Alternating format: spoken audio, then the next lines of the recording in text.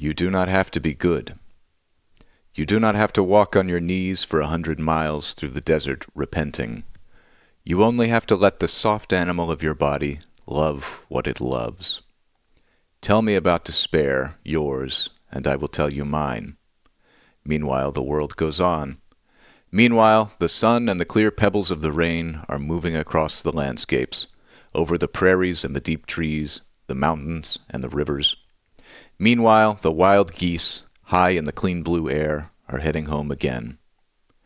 Whoever you are, no matter how lonely, the world offers itself to your imagination, calls to you like the wild geese, harsh and exciting, over and over announcing your place in the family of things.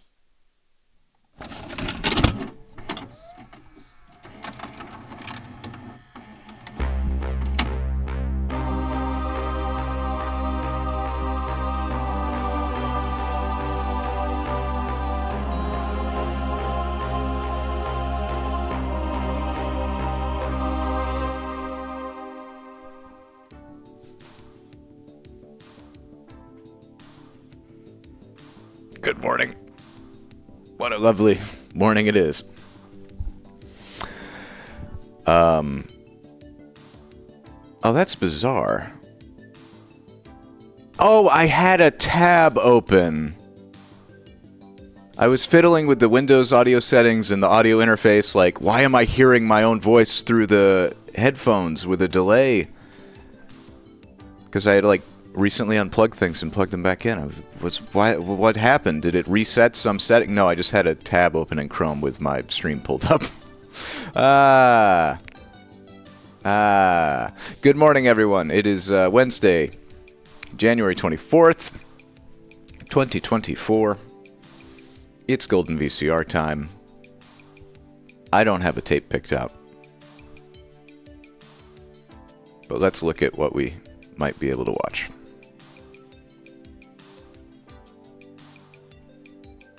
And go to hell, OBS, refresh. Golden Books, Bible Heroes. Yeah, I swear to God, if there's an Operation Golden Storm, listen, we own several guns. Like so many guns. They're all just rigged with wires to go off when the door opens. So I hope Tom is not planning anything. Oh no. Server room at work is overheating. I used to work basically in the server room when my old company ran out of money for office space. It was very loud and unpleasant.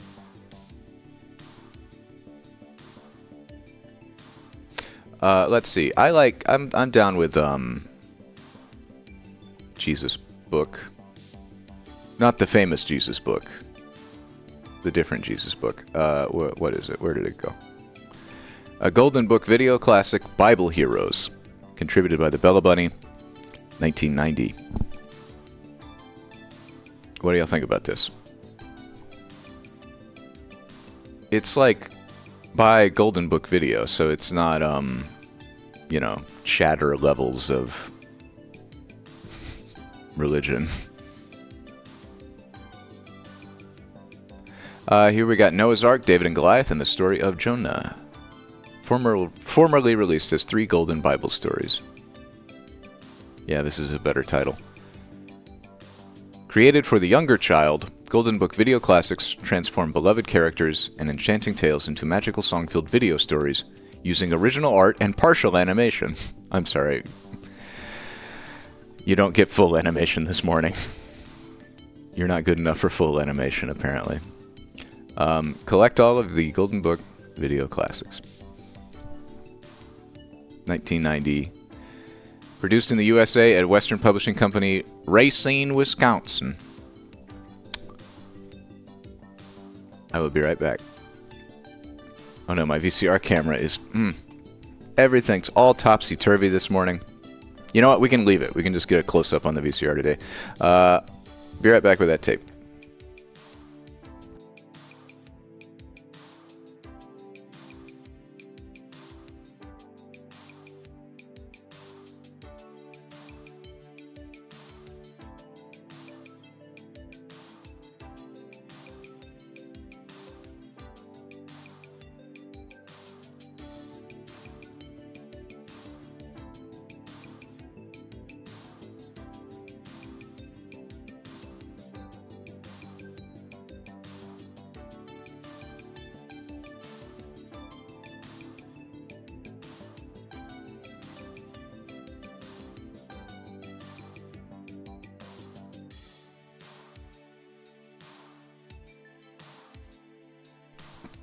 Oh, is there a mod? What a quick ban. Yeah, Leica hasn't had breakfast yet, so she's very excited to help me pick out tapes. A Golden Book video classic, Bible Heroes. Oh, he's got a little bedroll and everything. Okay, let's crack into this. I need to make coffee anyway, so I will feed her once we get rolling into Bible stories. Let's see, has it been rewound? It has been rewound.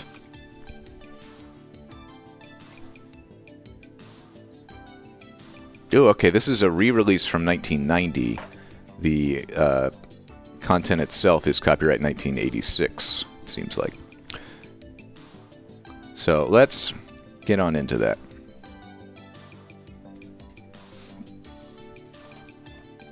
Ooh, action shot. You really get the three-dimensional. I like the poem. Oh yeah, that was, let's see, what was it? Wild Geese by Mary Oliver. I asked Haley. I got up kind of late, and so I asked Haley, quick, give me a poem. And that's the one that came to mind for her. I really liked it.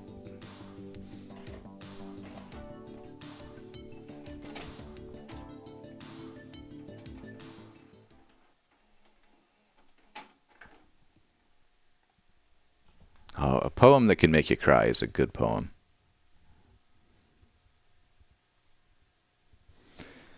Bible Heroes. Golden Book video.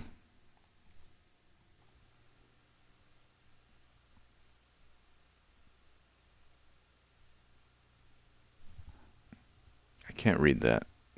What does that say? The font's a little weird.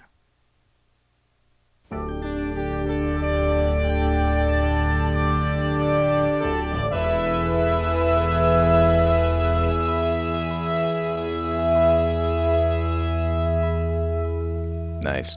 I already have a copy of that logo graphic, so I don't need to rewind and grab it. Noah's Ark.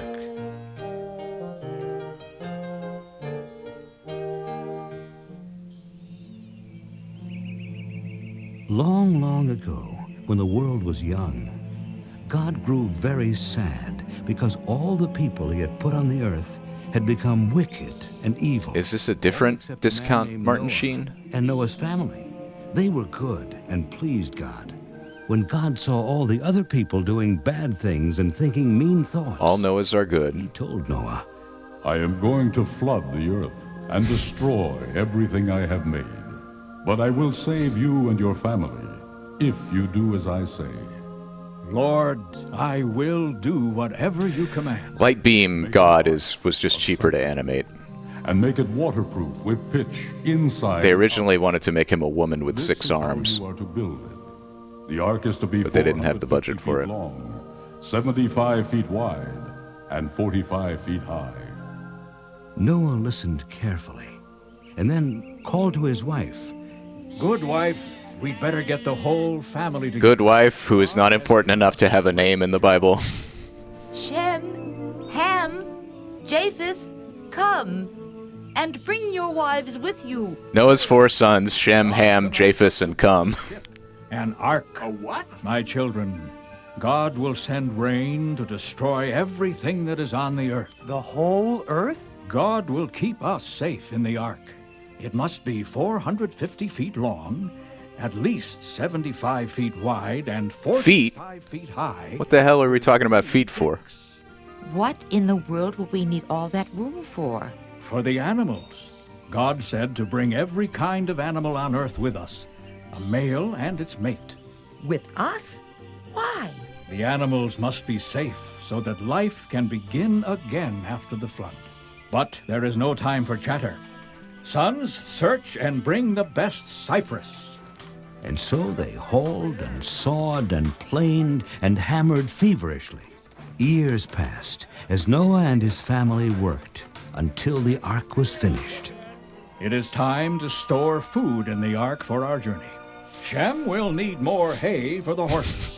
This does feel like a broken phone animatic. We need more meat. Those big cats will have appetites to match their size. We've organized. I mean, I get that they're just adapting the storybook illustrations, I guess. Into the ark. Which is kind of it's basically the Van Gogh museum tape we watched, where they're just painting across paintings. Noah They're called getting his some more family. mileage out of the art. We must board the ark. Round up the animals. In 7 days, Oh, it is Kepler. God will send the flood. Look at that.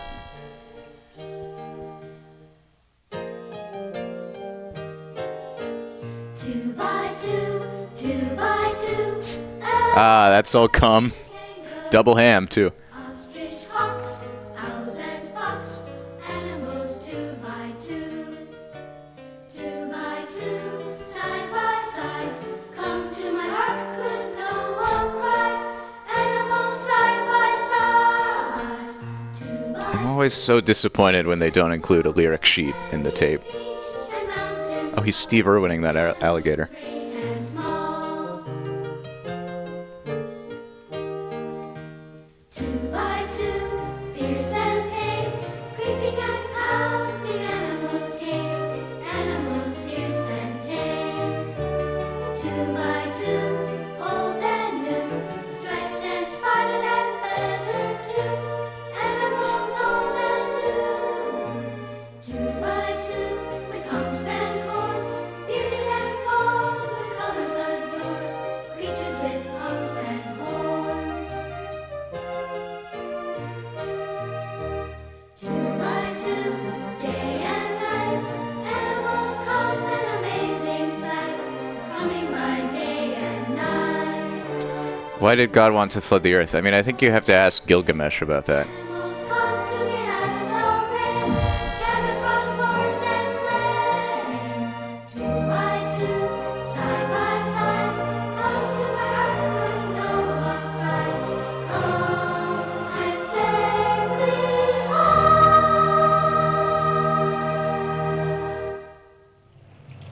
I feel rain. The time has come for us to enter the ark, my family. When everyone was safe inside the ark, God sealed the door, Wikipedia, list of flood and myths. the flood came. For 40 days and nights, the rains poured down, the rivers rose up, until water covered the entire... There are relatively few flood legends in the African The continent, ark pitched and tossed, except in on Egypt, top of where the floods were waves, seen as with beneficial. Noah's family and the animals safe inside. There's like a ton of American cultures, like Native American cultures, that have flood myths. Elephants, one giraffe with a sprained neck, two horses, one turtle on a cracked shell. Shem, the grain! The fruit, the milk. Someone help! Don't be afraid. God has remembered us. God has stopped the rains. Be patient now and kind to one another while we wait for the earth to dry. We must learn to work. Vagabond, please send in some Hindu After a tapes. long time, the ark came to rest on a mountain. Look, we can see the mountaintops again. We have, Noah, how will we know when the earth is dry? you know, we have a whole category on goldenvcr.com for tapes. So The category is Noah religion. said the dove, We had one tape that talked about indigenous traditions of the Pacific Northwest of Canada. Several weeks later, Noah So that sent got the to be a dove religion officer tape. to get Everything else has Go been again, little dove. Christian thrift Search for a sign that thrift the store earth is fare. ready for us. And this time, the dove brought back a fresh olive branch. The earth must be nearly dry. I will send the dove once more. The third time, the dove didn't come back at all because Oh yeah, my mom watched the Noah film with my uncles Time to leave the ark. and was like, it was The inspiring, animals. but I've never seen it. Goodbye, you running things, swimming things, creeping, crawling, and climbing things. Goodbye, you leaping things, pouncing things, slinking, slithering, and flying things. Go and do as God says. Fill the earth with life again. Father, look! What is that shining colored light up in the sky? Welcome, Sage of That Stars. is Welcome, God's everyone. covenant with man. We are Every watching time Bible he sets his Heroes, rainbow in the sky. a Golden Book video. Promises that he will never destroy the world by flooding it again. And so But he reserves the right to destroy it in other ways of his choosing. and gave thanks to God for his promise.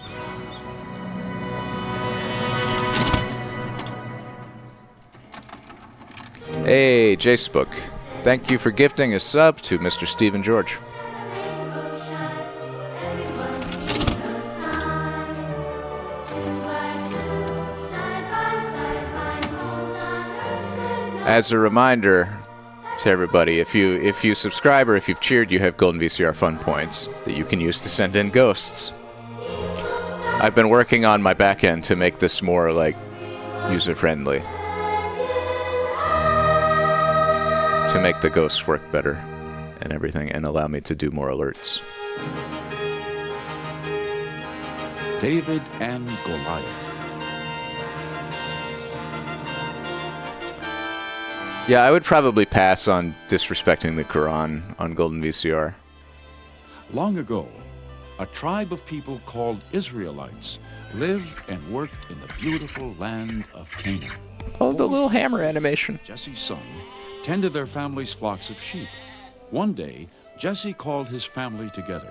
My sons, we want only to live in peace and serve the Lord. But the Philistines have attacked our soldiers. Eliav, Abinadab. This does look like King's Quest. Man, I love King's Quest. Before enemies overtake our land. Father, let me go too. Thank you, Genesis, for the David, rainbows. You're still a boy. I need you here to feed our sheep. But Father, David, you have much to learn before you can become a soldier. I really want to stream King's Quest 6, Toward the battlefield. but that's not a They heard rumors videotape. about the Philistines. Shalom, friends. Take some of this fruit to feed our hungry soldiers. thank you, good Oh my god, her eyes Like moved. you, our husbands Ah, have gone to fight the for eyelids. Saul. Many men have returned crippled and beaten. The Philistine giant Goliath is too Oh, strong. yes it is, No Girl one in the can Tower. defeat him.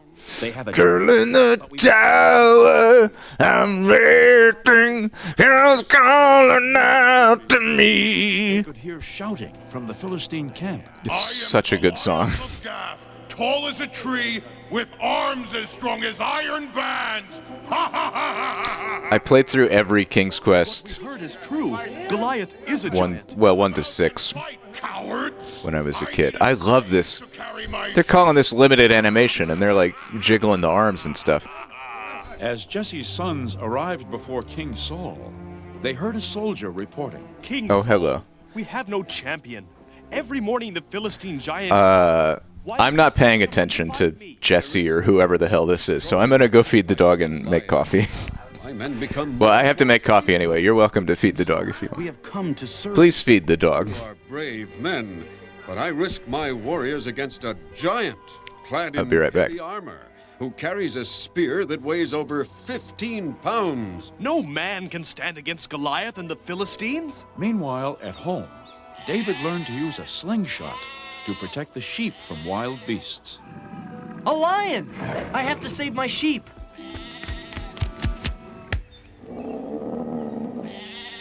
Oh, little one, you're safe. Don't be afraid.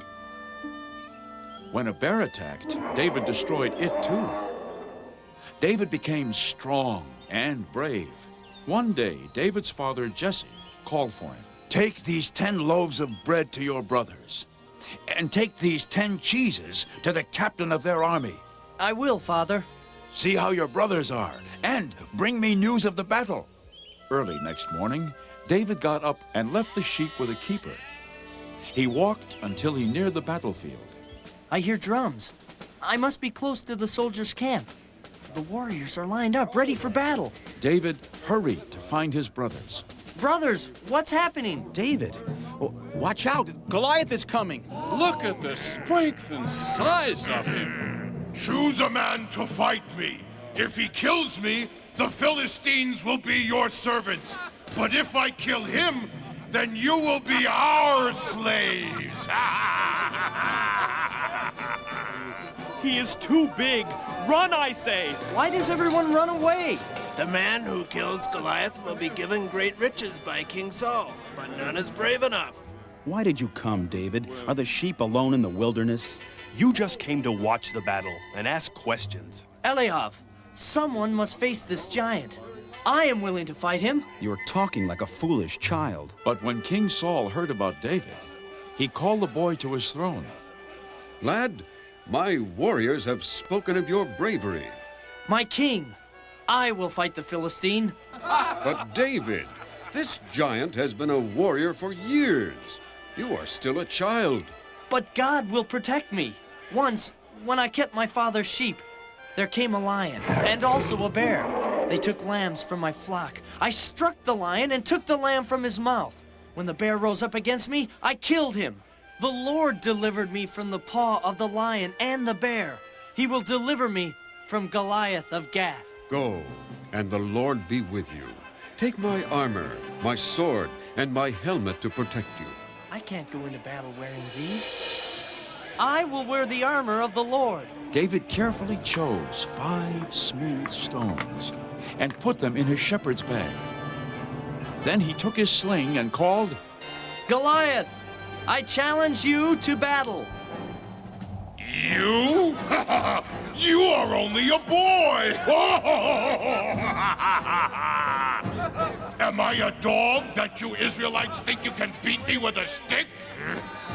You fight with sword, spear, and shield. I fight in the name of the Lord. God will deliver you into my hand this day.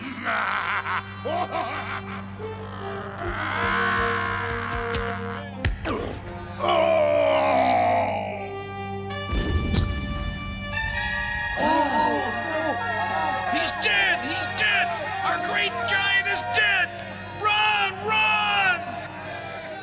So the shepherd boy David has killed Goliath with nothing but a sling and a stone. Most important, my king, is my mighty belief in God, who never fails us.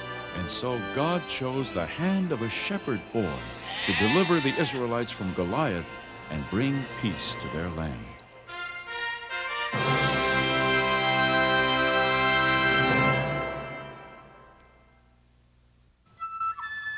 The story of Jonah.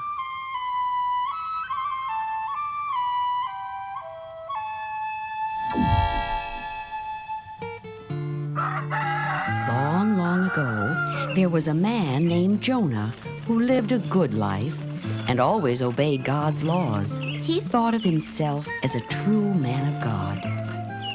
Jonah was a hard worker. Through his labors, he was able to buy chickens and a donkey and a goat. One day, God spoke to Jonah. Jonah. Huh? What? Jonah. What was that? Am I hearing things? Jonah, I am the Lord God. There is a city called Nineveh far away. It is filled with people who live wicked lives. They have forgotten about kindness and helping others. Why are you telling me about them, God? Because I want you to go there and tell those people that I'm going to destroy them and their city because of their wicked ways. Yes, Lord, I will go, but they won't listen. They're evil. The more Jonah thought about it, the more uneasy he became. That night, Jonah did not sleep very well. No, they'll hurt me. Nineveh is so far. They'll laugh at me. No! Jonah was denying God's plan for him. Nineveh? Those people don't even know about God. Why should they believe me? They might even try to kill me. The more Jonah thought about those wicked people, the more frightened he became. He decided to run away from God. That very night, he packed his clothes and hurried to the seaport. There, he found a ship that was getting ready to sail far across the sea. Oh, who goes there? Jonah, sir. Please, Captain, let me come with you. I'll give you all my money for a place on your ship. It looks like trouble to me. Yes, I wonder what he's running away from. Well, I guess we can find a place for you. Jonah boarded the ship and hid deep in the hold, as far away from God as he could. At last, he heard the noise of the anchor being drawn up onto the deck. At last, we're headed out to open sea. God will never find me now. I'm going to make a new life for myself. As soon as the ship was far from land, God sent winds, lashing the waters into a terrible storm. For no one can hide from God. God sent great gusts blowing over the sea, whipping the waters into huge waves that beat against the sides of the ship. Men, on deck, we're taking on water. Captain, we're sinking! We have to lighten the ship. Throw the cargo overboard. The sailors rushed to the hold. Look, he's sound asleep. We need all hands on deck. Hey, wake up! Wake up! Come, we've no time to wake him now! As the sailors rushed off, Jonah woke from his sleep. Up on deck, it was dark as night. The wind roared and tossed the ship wildly about. The sailors began to throw the cargo overboard.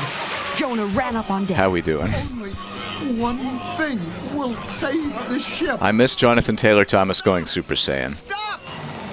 You must throw me into the... I also missed Cabri29 subscribing. Thank you, Cabri. We can't throw an innocent man into this angry sea. Listen, God has sent this storm to punish me. Punish? Why? I tried to run away from him, and now he has... God, you gotta make everything about you. If we throw him over now, he'll surely drown. But the wind and the waves are too much for us. We have no choice. The sailors grabbed Jonah and threw him into the sea. The sea became calm. Down, down, down into the sea sank Jonah, gasping and nearly drowning. But God was not yet finished with Jonah. He sent a great fish to swallow Jonah in one gulp. It's the cover. Jonah found himself in the stomach of the great fish. Oh, it's so dark in here. What will become of me now? Maybe God will still hear me. Jonah turned to the Lord. Lord, thank you for saving me. Inside the fish, Jonah prayed for 3 days. I'm sorry I tried to hide from... Although the creature that swallowed Jonah is often depicted in art and culture as a whale, the Hebrew text uses the phrase dag gadol, literally big fish. And knew he had changed. He made the fish spit Jonah out onto the land. In the 17th and early 18th century, the species of the fish that swallowed Jonah was the subject of speculation by naturalists, who interpreted the story as an account of a historical incident. Those wicked people, I am going to destroy them. Yes, Lord. I'm listening. I'm on my way. Some modern scholars of folklore, on the other hand, note similarities between Jonah and other legendary religious figures, like the Indian yogi Matsyendranath, the Sumerian ruler Gilgamesh, and the Greek hero Jason. Destroy you and your city. Stop your wicked ways. What? Did you hear that? You have angered God. He says the Lord is angry with us. Why? What have we done? You are vain and selfish. Maybe if we change our ways. We've been too concerned with our fancy clothes. You are greedy and unkind. We should share our riches with... This is giving You are wasteful. all, like, Poor stars. all unhinged Christian street preachers throughout the ages the false impression that people will actually give a shit and not just be very, very annoyed and offended by them. The people heard Jonah, prayed to God, and began to mend their ways. Meanwhile, If you go into a city and scream at everyone, the city and sat down to watch God destroy it. oh my... And waited. Oh, God doesn't do it. Like a fool. All my work is wasted. God has not destroyed Nineveh. Jonah, Yes, Lord. Jonah, will you never learn what I am like? My love is great. It is greater than my anger, and it is for all my creatures. Didn't I give you another chance? Yes, you did. So I have given the Ninevites another chance. Go now, Jonah, and try to love as I do. Then you will be a true man of God. Yay! Praise God! He has forgiven us. The God that we didn't know about before today has forgiven us. Hooray. Jonah began his long Fuck you, old God.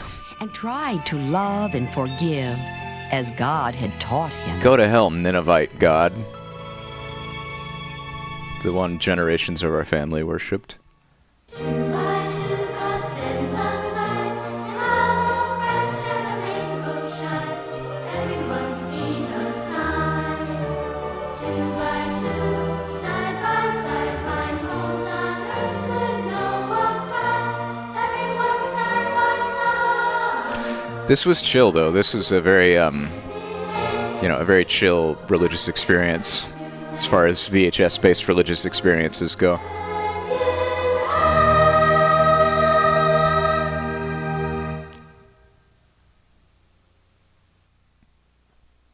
"1220 Mound Avenue, Racine, Wisconsin." Good old Racine. Yeah, I liked the voice acting a lot. It was pretty varied. I was surprised at first, like, the same guy was doing the voices of everyone in the Noah's Ark story, and I was wondering if they were just going to have like one guy as if it's him reading the book to you doing all the voices, but they had a lot of good voice actors. Oh, you been to Racine? I hear they got that triangle up in Racine. Good tape. 24 minutes.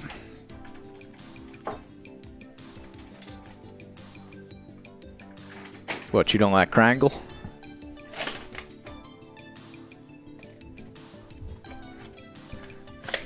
Alright, we've done it. We've watched tape number 1. I've received word that Space Todd is happening today at 1 p.m., so I will be making this a tight 3 hours. So we'll start worrying about time at some point, but now, for right now, what do we watch? Let me see what's on our favorited list. Folk Art One Stroke, Nintendo 64, Blooper Mania. Is Blooper Mania gonna be titty? There are titties over here, but are they censored? It does say uncensored. But it's 1987 uncensored. Well, there's a lot of smutty stuff on tape in the 1980s. I might have to research this one. Oh, this program contains raw language and partial nudity. Parental discretion advised. So yeah, some of these, like the Blooper Mania and the some of the movies, I'm like, I don't know if there's, like softcore shots in here. So I don't want to. I want to put some more thought into that. Because the problem is, I can't edit it because it's on VHS. I would have to dub it back onto a VHS tape with my censor bars added. I don't know. It kind of ruins the fun when you have to start worrying about this stuff. But like, I could capture the tape on my own and then have just a video, like a black and white mask of censor bars that's synchronized to the tape and that I just put on top of it on the overlay. And then we run it through the VCR, because I don't want to just play back a digital video file on this channel. That's gross.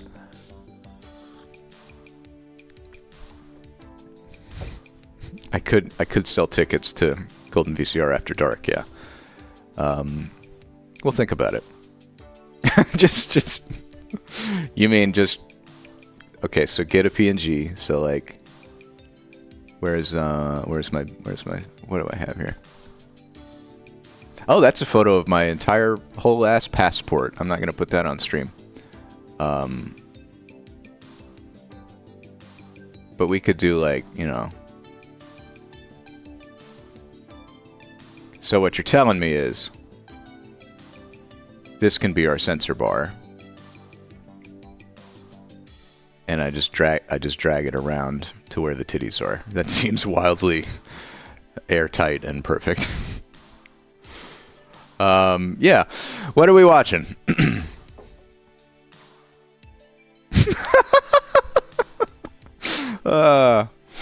Hey, tell you what. Why don't we check out personal property video of Life's a Beach, Ocean Sands, Corolla, North Carolina. This looks like some kind of real estate thing. Like a promotional tape for a listing or a rental property or something. Or maybe it's something else that we'll regret. I don't know. I'm really curious about this one. I wanna check it out. It's one of those like ephemeral mystery tapes that we're not sure what it is. It looks like a very. It can't possibly be a huge long T120 tape. Like that could be, if that's SP, that's 2 hours. It can't possibly be 2 hours. Anyway, I'll be right back with that.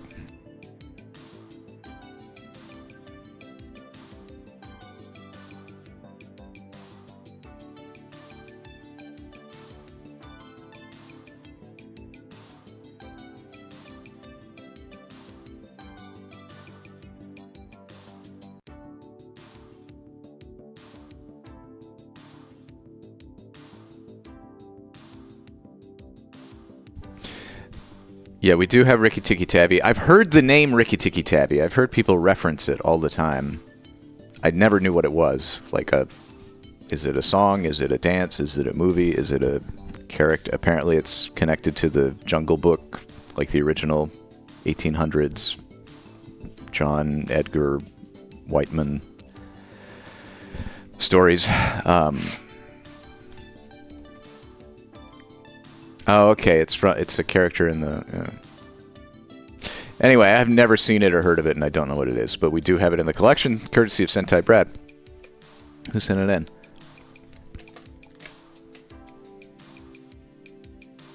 Haven't seen Brad around in a while. I hope he's doing okay. We have a bunch of tapes. Like, I want to watch Computer Animation Festival Volume 2. But he wanted to be here for that. Anyway, let's watch Life's a Personal Property video of Life's a Beach. This is Ocean Sands in Corolla, North Carolina. Looks like that is a beachfront community. And this has... Let's see. It has an address. Currituck County, North Carolina. May 27th, 1988.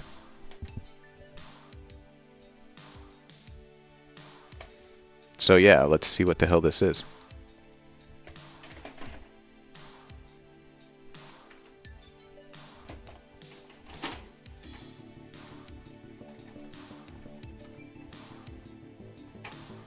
I'm very curious. Yep, that's a beach rental.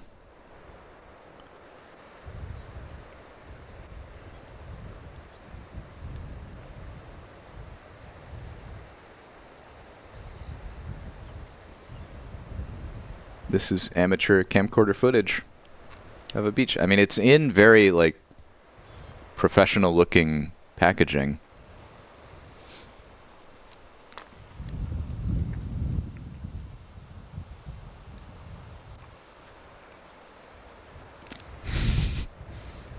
Listen, I bet we get to see inside the house.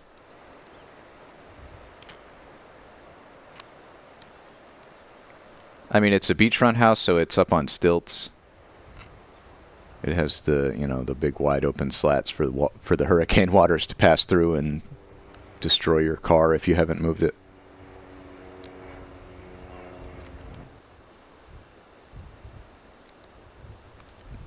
Yeah, the lens is a little dirty.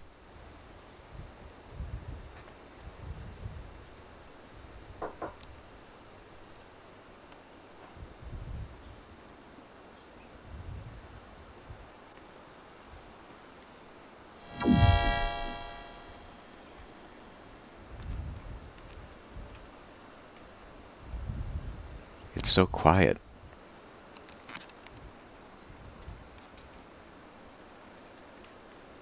Hey, Liz. It's Liz.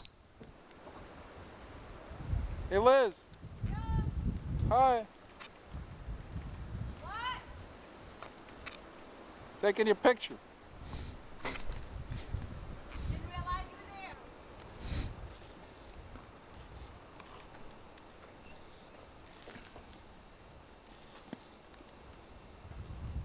Yeah, I don't know what this means.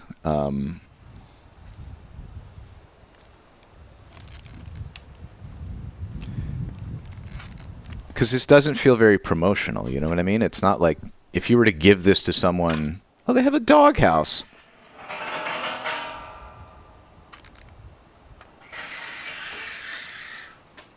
A little dog prison.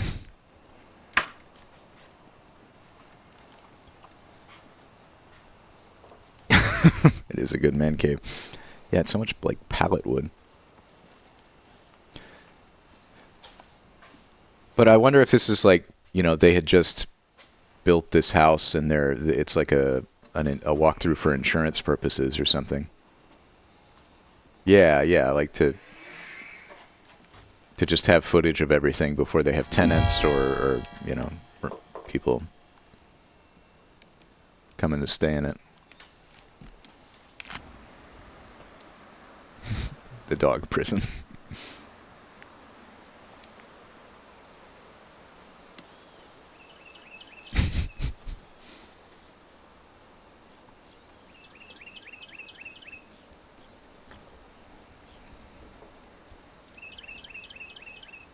Yeah, God, that lens is dirty. You can see all the grime on the lens twisting when he zooms, or when the camera zooms.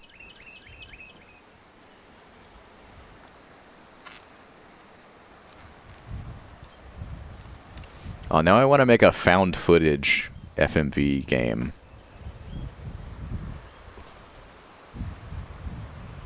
A found footage horror game.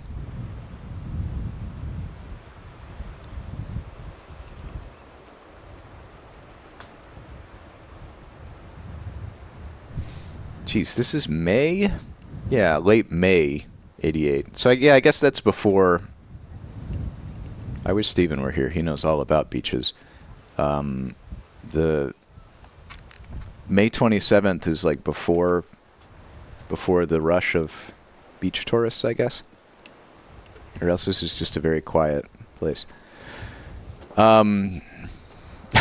Steven's job is beach. This is it's in Corolla, North Carolina. Ocean Sands, Corolla, North Carolina. It says S63 Trolling Lane, lot number 252D, Section D, Ocean Sands.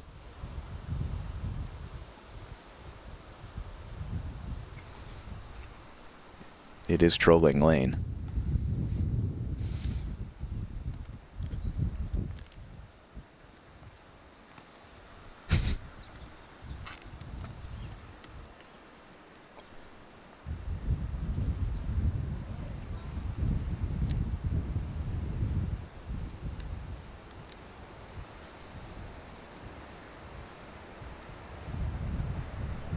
Don't you love webcams that autofocus? I think I looked it up when I first got this tape, and it's still... I think I don't...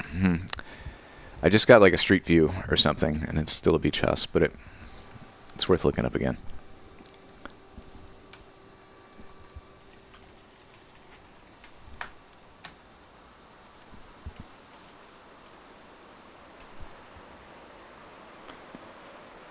Or maybe these are just the builders, and they're selling it.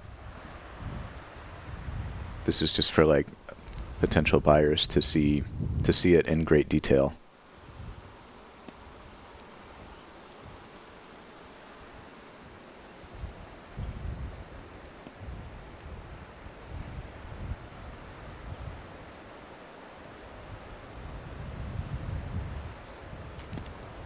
Okay, yeah, so Ocean Sands is like the subdivision, the development.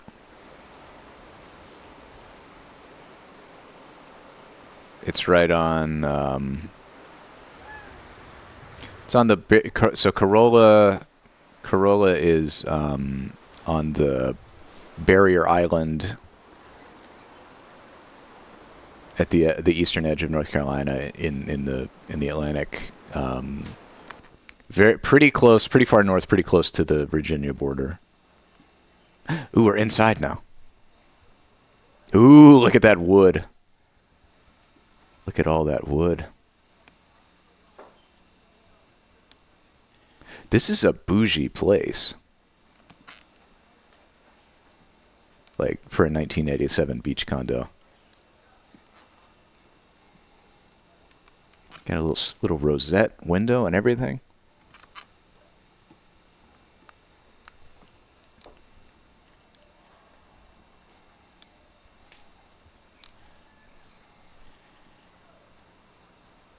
Oh, this is great.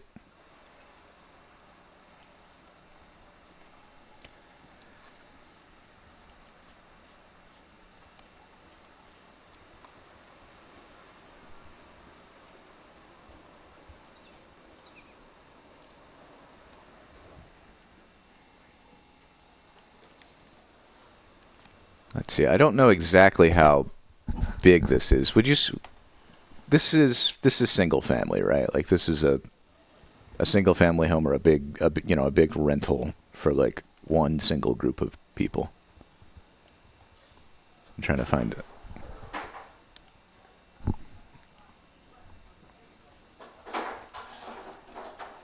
We need to jot down the brands if we could. Oh yeah, they're cataloging everything. They're archiving the state of the home, taking down the serial numbers on the TV probably and stuff. Oh, look at those rabbit ears. Look at that static. A tiny VCR. Oh, this is great.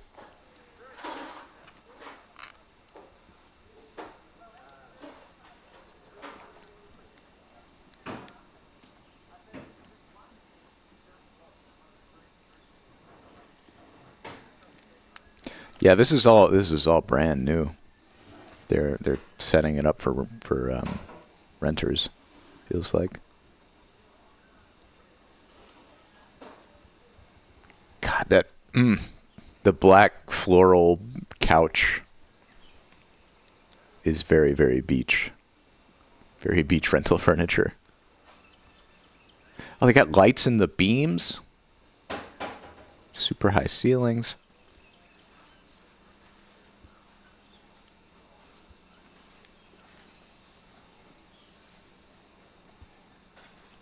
This is great. See, this is what I love.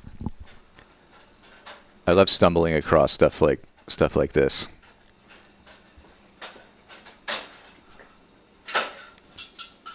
Apparently, I guess Life's a Beach is like the cute listing title, the cute like rental property title they gave it.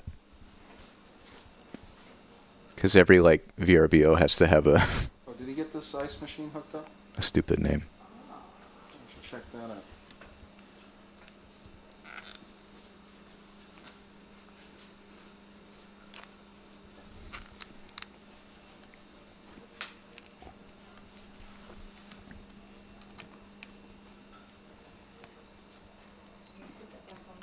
Oh, 80s kitchen appliances. Ooh, digital clock in that 80s oven. Yes, there's ice out already. Good. I'm just trying to get all the different brands. Everything's Kenmore, it looks like. Yeah, that's. Is this a Sears refrigerator too?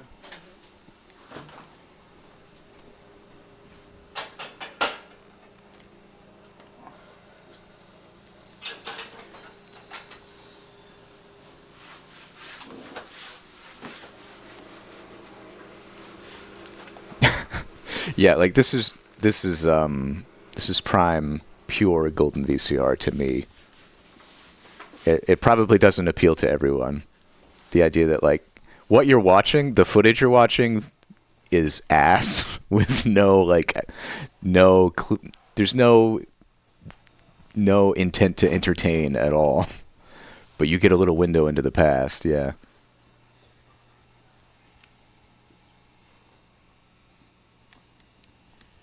Like, think about this. There's how many of us right now? Let's see. There's 61 of us. There have not been 61 people laying eyes on this tape ever. It probably has not been watched in like 40 years. It's like we're unearthing, we're opening some lost artifact from the past. I don't know. It feels like a privilege. And this was just sitting in the thrift store. All these Zoomers when they're who are like, listen, I love the Zoomers. Don't get me wrong. I don't know what I'm talking about. I'm just saying there's a joy in weird, obscure VHS tapes. And I'm glad that everyone else seems to be like, let's just collect Sister Act 2 on VHS. And I'm like, you can have that. I want Life's a Beach personal property video, Ocean Sands, Corolla, North Carolina.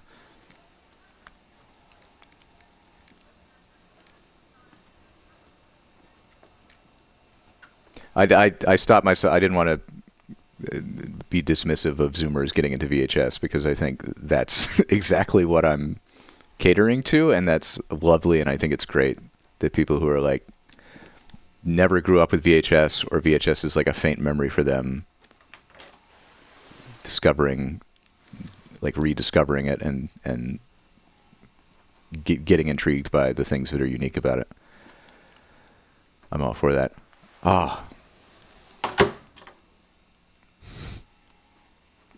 No, it was actually really fun when we were at the thrift store where I picked this up. Oh my God, the wood. The jacuzzi tub. Oh God, I went on vacation here in 1987. When we were at the thrift store, I was looking through all the shelves really excitedly, and like, I think Steven and Haley and Josh were also like there just digging through stuff and like kind of, what's his name, do you think? So we were all like, everyone was trying to find weird shit for me, and I was trying to find weird shit. And there was this lady next to us with her boyfriend who was just like looking for movies. She was like, let me know if you see Sister Act 2. And I'm like, cool, great. Let me know if you see weird shit.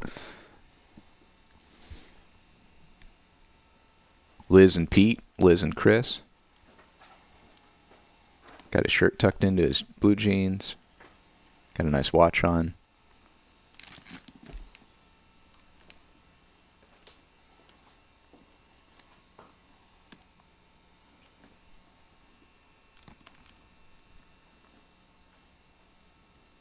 You want to get a look at his camera? I mean, I can rewind if we want. Okay. Let's see the camera.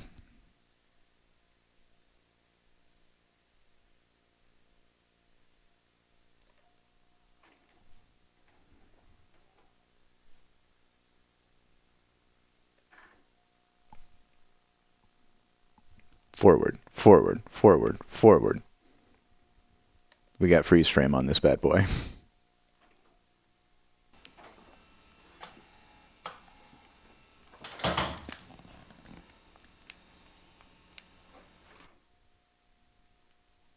Not a lot of detail there. But yeah, it's the big boy shoulder mounted as they all would have been back then, but like not the kind where you have to lug a VCR around.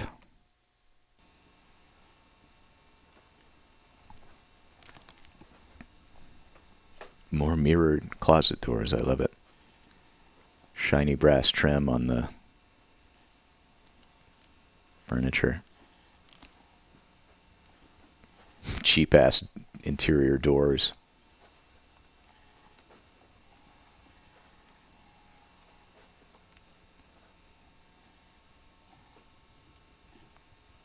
every beach rental property has to have a room that's just crammed full of bunk beds so they can say, yeah, it sleeps 12. Is that cedar paneling over the... That can't be the... No, that's not a breaker box.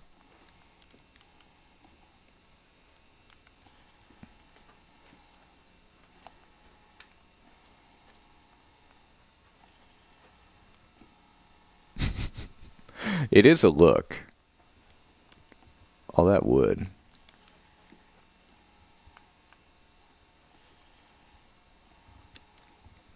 All that like trim that you rip out when the hurricane comes and floods your house.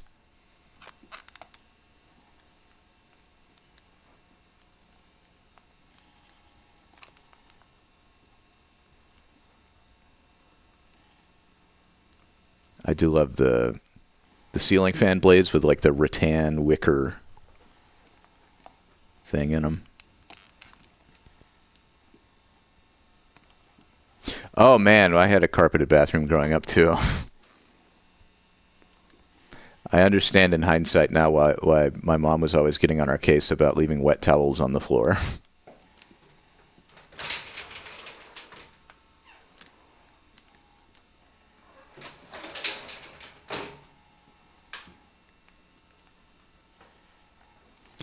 Our last apartment, our place in Birmingham, had all just concrete floors.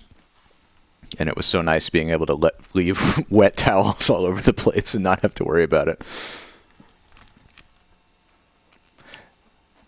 Hey, welcome back. We are in Corolla, North Carolina at the Ocean Sands development where Liz and Chris have just finished building this house and fitting it out to rent. And so they're walking through and they're showing it off in excruciating detail, just like getting shots of everything to show that it's not damaged, to show the condition it's in, show where all the appliances are. To admire their handiwork and take a victory lap after they've spent so much work doing it.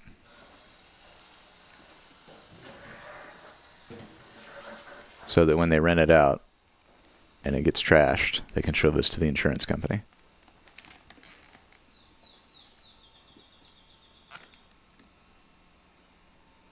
Yeah, it's up on stilts. It's that, that classic beach house design with the carport underneath the house. Oh man. That's exactly the washer and dryer that my mom had growing up.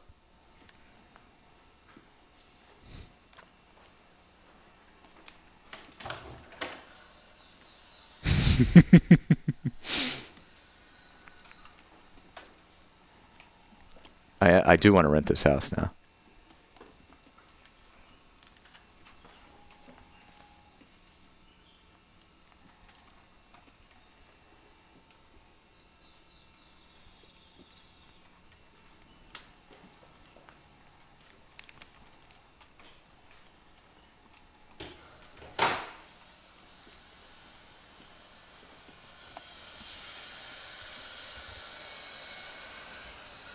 Oh, look at that car.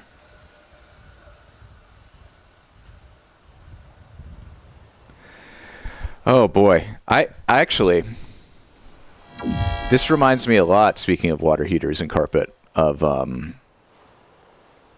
have a tape that's very similar to this. It's an insurance walkthrough of my own house growing up that my mom did in 1988 after our basement water heater exploded and flooded the entire basement floor of the house, which was entirely carpeted.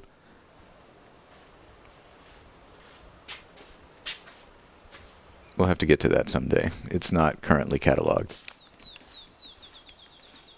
But yeah, we were away on vacation. That was the Canada trip. That's right.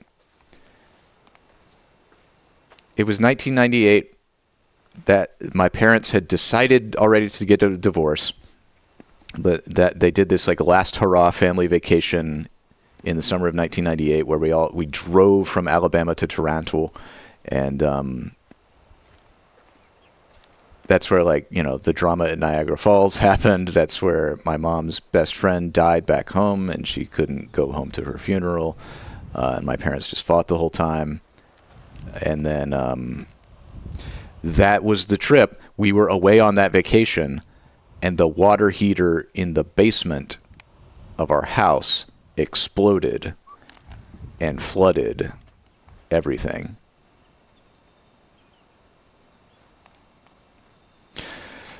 Yeah, that was a rough year for my mom. Yeah, looking back,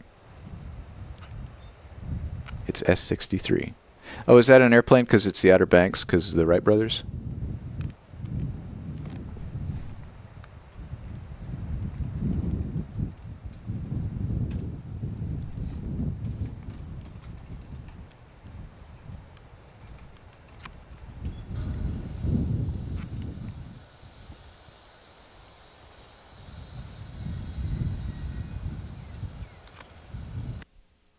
That was it. 21 minutes. We did it.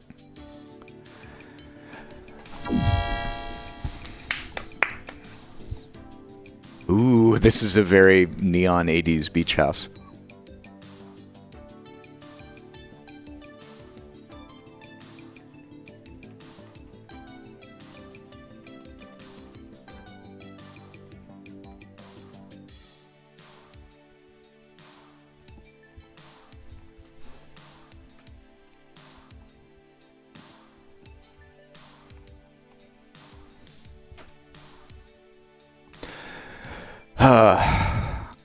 I'm excited to, I've been doing a lot of work on the Golden VCR backend. I'm excited to get some of that stuff working so we can have more fun stuff going on. Oh, fun. Speak of the devil, I just submitted a ghost that did not come through because my thing restarted. I assume it's in Discord, though. Yeah, oh my god, that was a good one, too. Wow. Okay, hold on. I gotta fix these. I gotta fix this Golden VCR backend.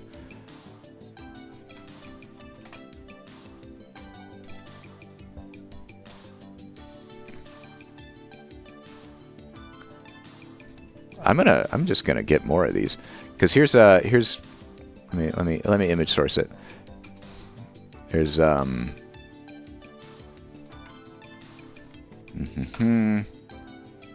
this is the 1980s beach house it gave me, which I thought was excellent. Very, very good 1980s beach house.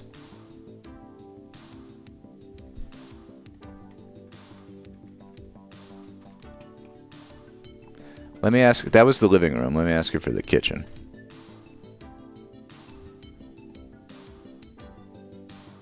Make sure these still work.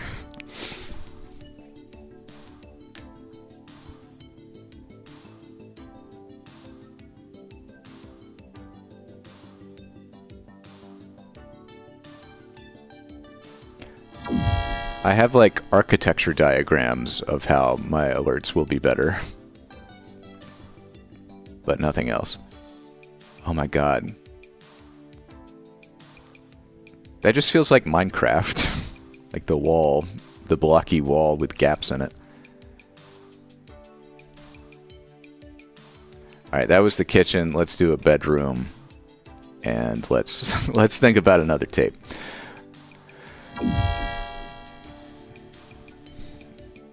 Ooh. Ooh. Beautiful. Is this a kiwi? Yep. Kiwi beach house. Thank you, Amara. And the bedroom of a 1987 beach house. I love the vaporwave art on the walls. They didn't have vaporwave in 1987. It was they just called it 1987 back then. Beautiful. Okay. What have I been meaning to get to?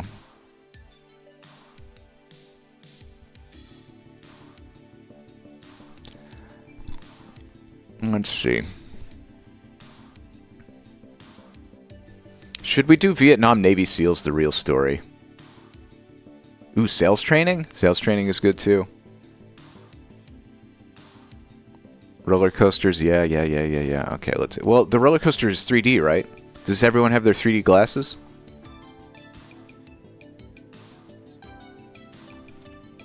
Okay.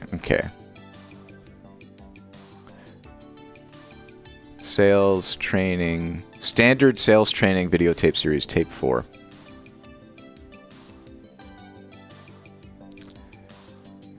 Okay, let's try out some sales training. And then we can do something fun as a treat if we don't like sales training. Standard sales training videotape series, tape 4. This is from Tanaka Offset Limited in Vancouver.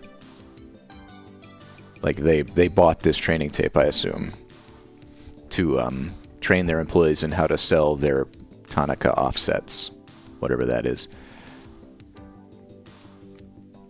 Sure, let's check it out.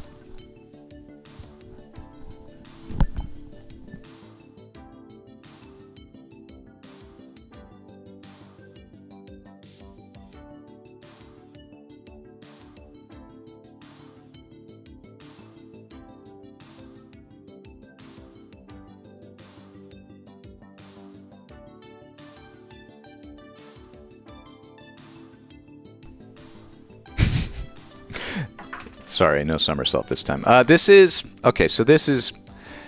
about halfway through. It's not been rewound. Let's rewind it. This surely cannot be longer than 30 minutes. I would have to guess. This was sent in by Bella Bunny. Thank you, Bella Bunny, from a thrift store haul in the Vancouver area.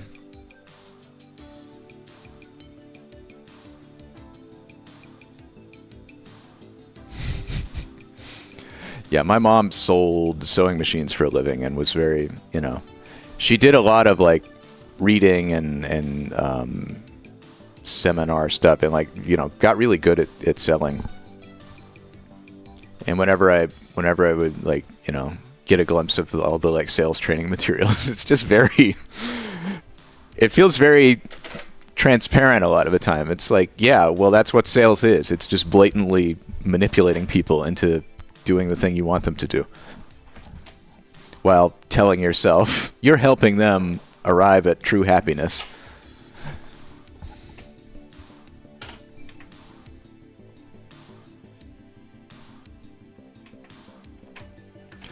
All right.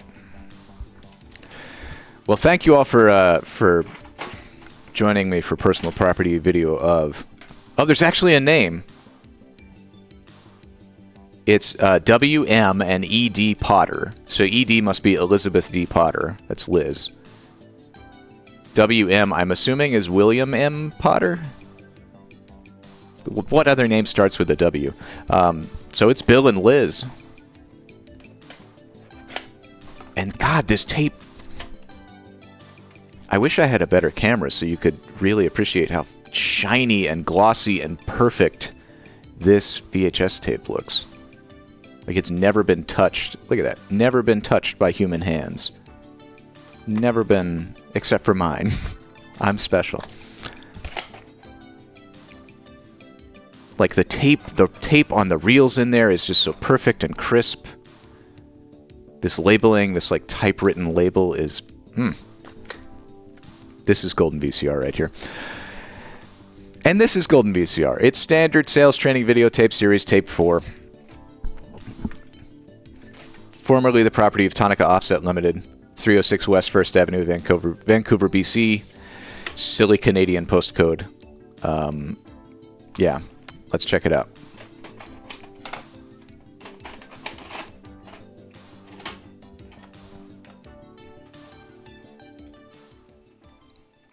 Here we go.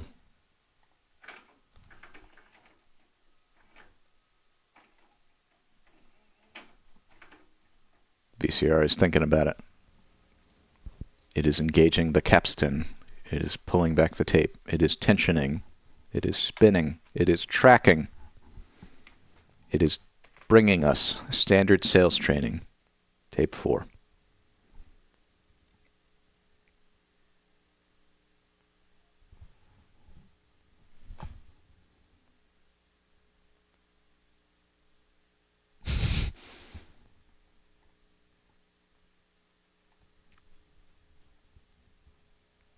A new dimension in space and time. The Standard Horizon SpeedVac collating and saddle stitching system. The Standard Horizon SpeedVac 100 vertical vacuum feed collating system. The SpeedVac 100, with its revolutionary new pulse rotary vacuum feed system, is the most productive and most versatile suction feed vertical design. This is great. This is very retro encabulator, and this is great. The system is vertical in design with 10 stations per tower, and the system is modular, capable of expanding from 1 to 2 or up to a full 6 Tape is quiet. Let me crank it up 4 decibels. Let's see how that Pulse rotary works. vacuum feed system allows us to feed at a higher rate of speed than any other vertical vacuum feed system on the market. For example, we can collate at speeds in excess of 9,700 per hour. And in fact, when collating all 60 stations, we can collate in excess of 5,000 sheets per hour. We're going to demonstrate during the course of the operation today many of the different applications the system is able to perform and the speeds that it's able to run these applications Oh, I at. love this so much. Before we go into more detail on many of the features incorporated into the SpeedVac system, I'd first like to demonstrate the speed capability when delivering offset stack sets and straight stack collating sets. To begin with, we'll start at the front end of the system, utilizing the magnetized remote control, which will attach anywhere within the system for hand-free operation. You know what I like about this too? Collating process and There's like, we're piecing together a story stacker. You'll notice that we're offset of a stacking person or a business in here. excess of 5,000 per hour. Because we got that promotional tape for the General Binding Corporation's like spiral binding machine a few streams ago. That was also from the thrift store that Bella Bunny picked Now up. that you've seen the speed capability of the SpeedVac when offset stacking, I'd like to draw your attention So this surely is from the same the same Most set of tapes, the same, you know, owned by the same people. lose a great deal of productivity when delivering out the rear end of the system. In fact, as much as 30 to 50% of the productivity is lost. The SpeedVac 100 is And we know this was labeled Tonica Offset Limited in Vancouver. or more than 9,000 sets There's per hour another when tape. delivering There's a each mystery tape delivery at delivery. that's just like Today we're going to show camcorder footage that someone was shooting inside of a business, like a workshop where they have all this machinery for printing and binding magazines, and he's just like going through it and showing off the machines and talking about how they all work. So like all of this is building a picture of that shop and that guy. When the ST20 or the ST20R stacker is filled to capacity, Yeah, this guy sounds very automatically stop the very collating Boston. process to allow the operator to remove the dolly.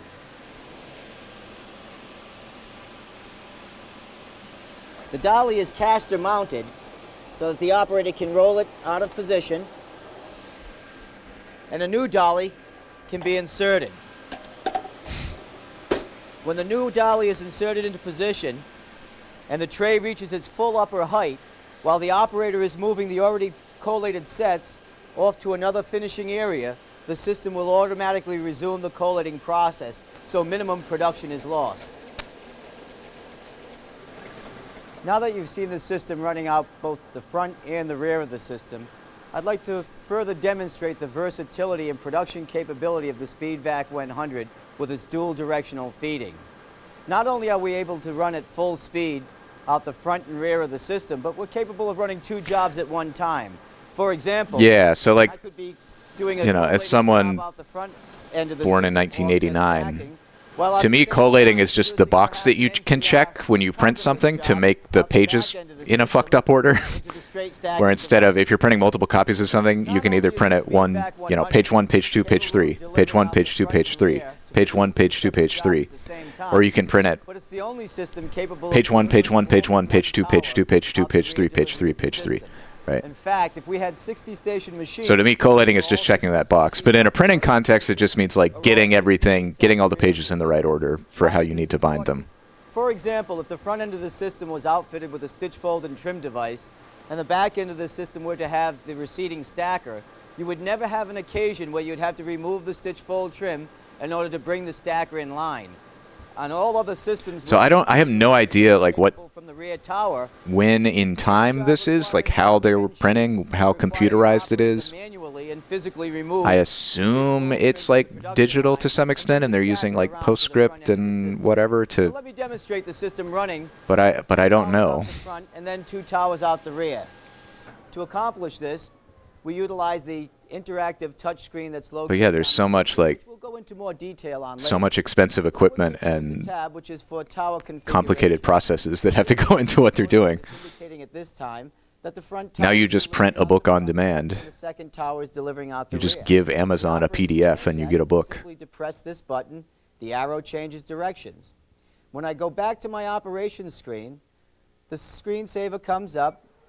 The program is loaded into the system to let it know both towers now will be delivering in one direction.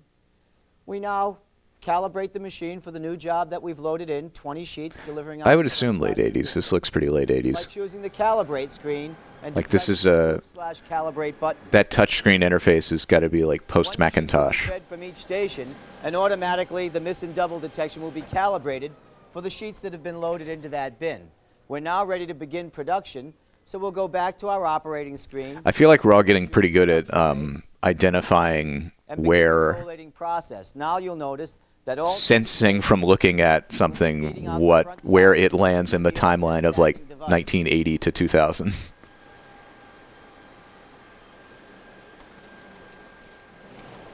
What I'd now like to demonstrate is both towers, all 20 bins, feeding out the rear of the system. Remember, this is a unique feature to the SpeedVac 100, not capable of being performed on any other vertical collating system. So once again, we'll go to the tower configuration screen, and we'll choose both towers delivering in the rear direction. Again, back to the operating screen, where this will be loaded into the programming. We're now ready to go to our calibration screen so that we can calibrate the towers that are going to be fed out the rear of the system. When delivering out the rear of the system, the front interactive screen becomes inoperable. Yes. We utilize the interactive screen at the back end of the system. So now we'll go to the proof calibrate screen on the system and calibrate our miss and double detection to deliver out the rear of the system. It's really hard to avoid twin towers of any kind on Golden VCR. These collating machines are twin towers. We're ready to begin production. And now you'll see we'll be delivering all 20 sheets out the rear end of the system. And again, there's no production loss when delivering out the front or the rear of the SpeedVac 100.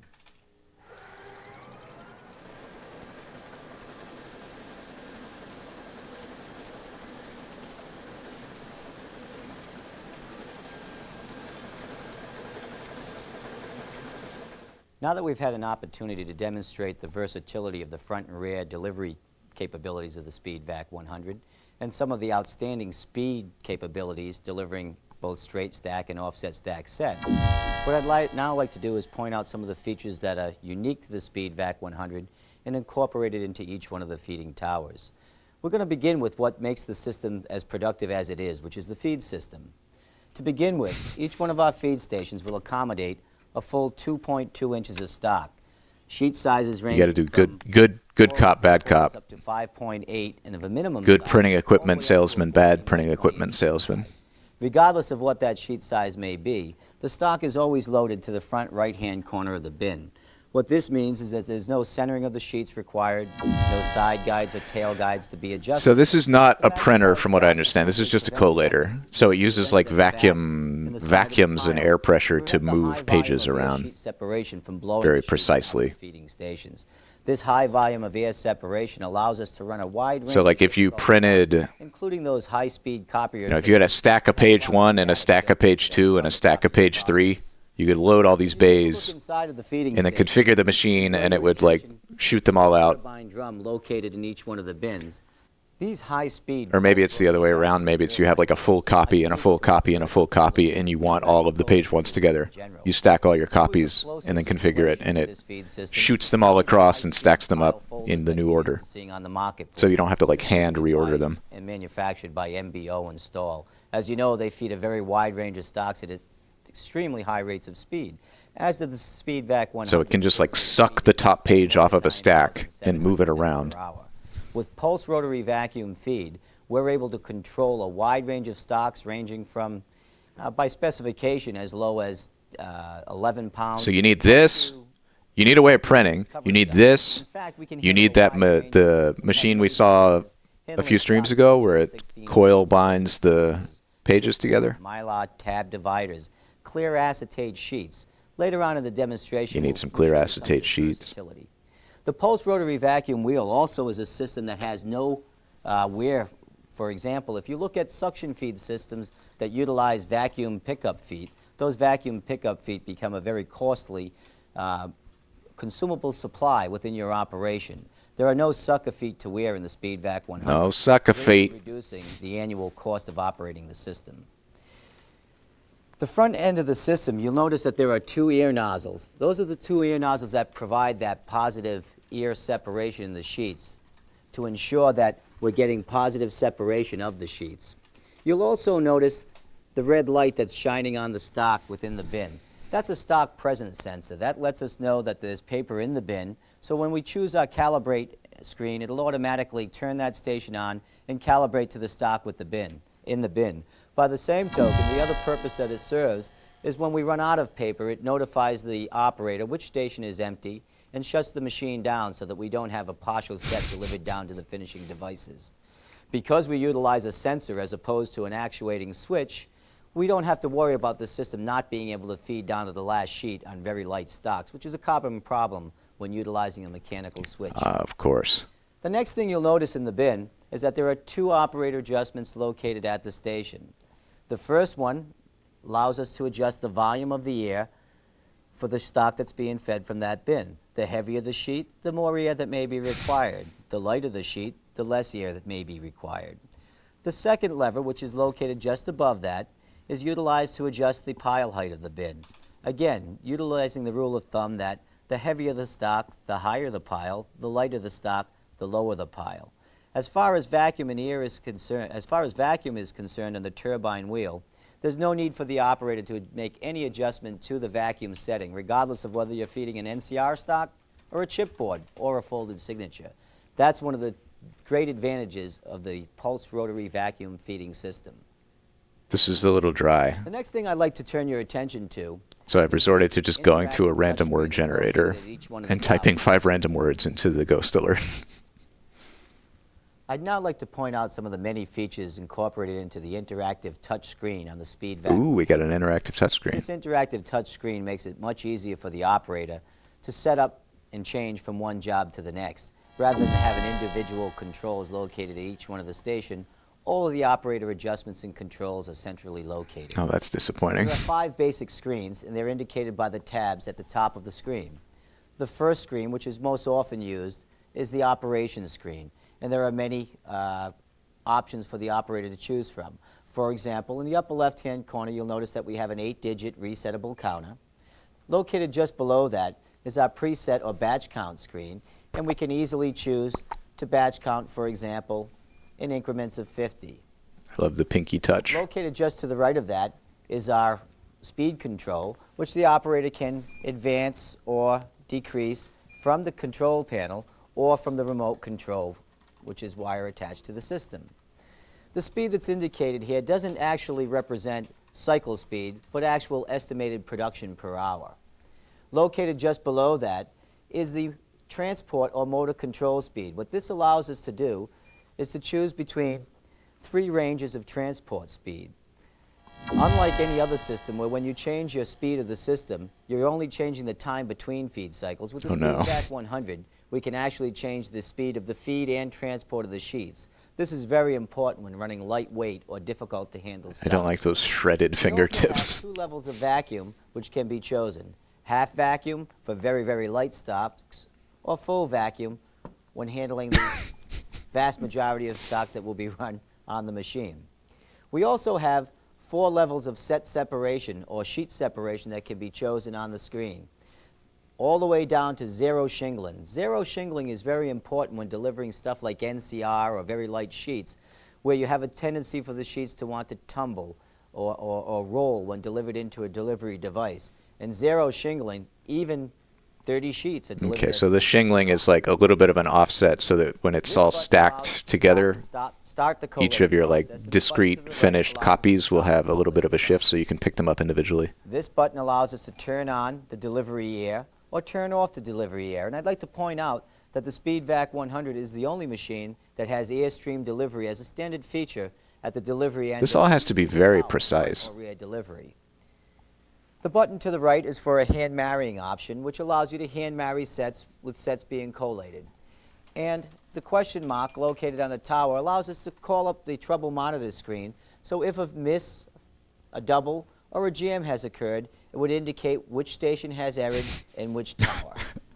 A hand marrying option. Screen that I'd like to Does point sound out like is slang the for tower masturbation. configuration screen.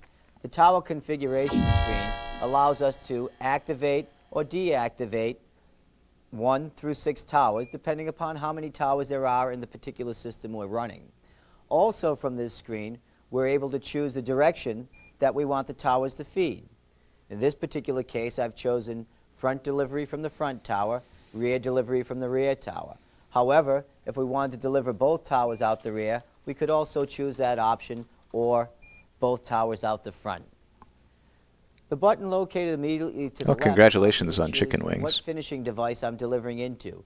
A crisscross stacker, which requires a little bit more time Crisscross for set stacker. separation because we provide a true 90-degree set separation, or all other finishing I devices. feel like I'm decent at imitating accents, but I'm very bad at Boston accents. I just don't know enough people from Boston. And the proof calibrate screen, this is where we calibrate the miss and double detection at each one of our stations. And I'd like to point out at this time that the miss and double detection of the SpeedVac 100 is superior to any other system on the market. Not only will it detect a miss feed, a double feed, but it'll also detect a blank sheet. For example, if a double feed were to occur on a press, that would be a blank sheet within the collating process. We're the only system capable of detecting that 9 out of 10 times. We also have 3... we only screw up 10% of the time. At each one of the stations indicated on the tower. The first button is utilized to turn the feed station off or on. The second button is used to choose between 2 modes of double detection, an intensified mode, as is indicated here, or a non-intensified mode, or normal operation. The intensified mode would be chosen when running extremely heavy cover weight stock with lot of ink coverage, which requires more light to travel. I'll intensify your mode. Capacity. The third light with the eye indicated on it is utilized to change the range of sensitivity for the double detection or to choose miss only. For example, miss only may be chosen, which is indicated by the eye being closed, when running something like chipboard or a folded signature, which is extremely thick, not allowing the light to travel through, but also has less likelihood of feeding a double feed. We then have 3 ranges of double detection to choose from. This allows the operator to have control over the sensitivity of the double detection depending upon the quality of the print or the quality of the paper they happen to be feeding. The operator can also choose to... Yeah, I'm just not sure how like quality control would work with this. Utilizing the button located just above. Because if it were ever prone to screwing up, to the right, you would just like misprint a bunch of books, unless you had a way of verifying it. It probably does not like screen is the program screen. Laser scan every page that's going through it in a millisecond and verify that it's the right page and everything. What this program allows us to do with 3 simple buttons is to choose programs that will allow us to maintain productivity, never having to stop to load. The first button allows us to divide the number of stations being used in half. When any one station runs out in the section that's being run, it'll automatically switch to the second tower without any loss of productivity. We can decide which section we're going to begin collating from, either the back or the front in this case, and if we were utilizing a single tower, we could also divide that in half. The second button allows us to choose dual cover mode. We are learning about the SpeedVac 100 collator. The body stock of the job. They'll run out faster. By utilizing dual cover, when one This is so Bella Bunny when Bella Bunny went to the thrift store in Vancouver and found a bunch of tapes. There's a series of tapes that all seem to be related, located at the bottom of that the are like marketing or instructional tapes for counting or inserting mode. professional equipment used in the printing industry. Inserting mode, we'd touch this button and tell the system that every 25 sets we want to insert a single. So this is another piece of chipboard or tab printing divider. equipment. Or perhaps the job calls for 2 inserts, a front and back cover, or 2 slip sheets to be inserted. A second option that we have in this area is the ability to combine the insert and the batch counting mode. So let's say, for example, we want to insert 2 sheets every 25 sets, but every 50 sets of that makes a complete pad. Now we're going to insert every 25, and every 50 sets of 25 will shut down as a preset or a batch count mode. So you can see with 3 simple buttons, we're able to choose non-stop productivity on the SpeedVac 100, making it the simplest and most productive program available on any vacuum feed collating system today. The last button that we're going to depress brings up the job memory or recovery screen. Are y'all ready to move on, or do you want to keep watching this? I made a poll. Commonly run jobs into memory. What that means is not only are we storing the application that's being run, but also the setup features. We don't know. If you look at the screen, We don't know how much longer this is. It may just be another 10 minutes. It could be longer. Being run, It's probably not going to get any more exciting. Inserting is being utilized, the program that's being incorporated, the direction that the towers need to feed, the number of stations being utilized, the insert mode, overlap separation, vacuum setting, speed, as well as the level of detection that was used the last time the job was run. No other system gives you this capability. In fact, this is not only utilizing job memory of repeat jobs, but it's excellent for job recovery. For example, if you were to be producing a 50,000 Battlefield full-trim booklet. This is okay. We have decided to move on. The thing I like, my VCR and capture device will like continue to show you the video signal when you're rewinding. For job memory of You can go double speed and it will still work. You can pause and move in slow motion, but when you fast forward, it just freezes. Like the capture device can't handle that. Variety of different stocks out the back of the system all at one time. To do this, so we can sort of seek through in fast forward to see what else is on this without having to watch the whole thing. But we have to keep pausing. 65-pound cover weight stock, as well as a 13-pound NCR.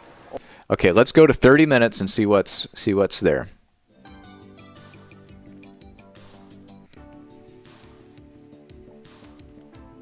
$27, $28, $29. That's 10 seconds off. 30 minutes, we're still going. These guides, if necessary. Now, depending upon the stock we're collating, we may or may not need those. I'm going to see how we do without them. So oh, this is this is a new machine. Notice that automatically the stitch heads move to position, the jog rails position themselves. The screen is telling me that I'm in a standby mode, and within about 20 seconds, the operating screen returns, telling me that I'm ready to begin production. So now,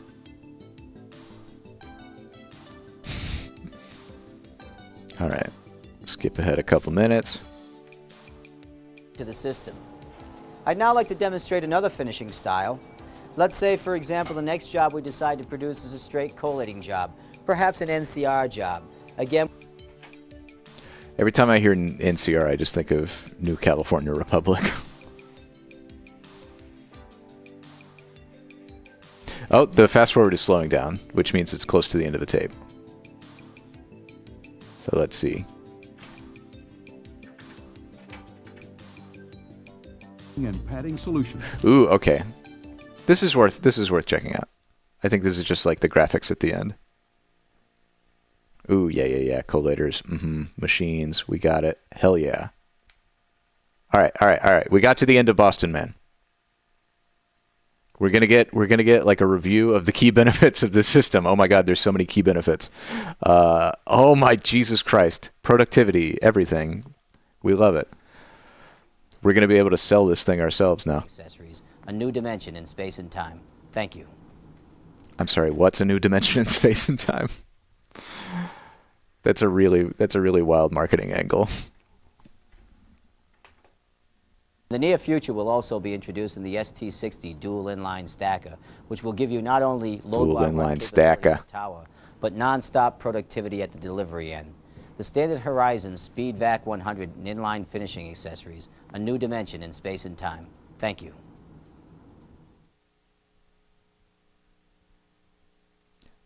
Keep it. Oh wow.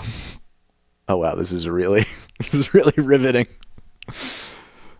Productivity, pulsed rotary vacuum feed, fully functional rear delivery, interactive touchscreen, remote control and monitoring, simple programming, job memory recovery, detection system, error indicators, 8 sets, airstream delivery, no suckers to wear.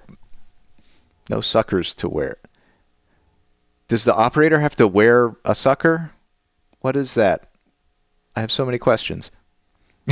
Tag yourself. Productivity, construction reliability, interactive touchscreen, honer heads, stitch skew adjustment, adjustable on the fly. Morning, Bella Bunny. We're watching. We're piecing together more Vancouver printing person lore from the tapes you sent in. Clincher clear level, variable jog delay, variable speed, control transform, air stream entry, adjustable fold plate, sheet alignment sensor in fold, spring-loaded knife in trim.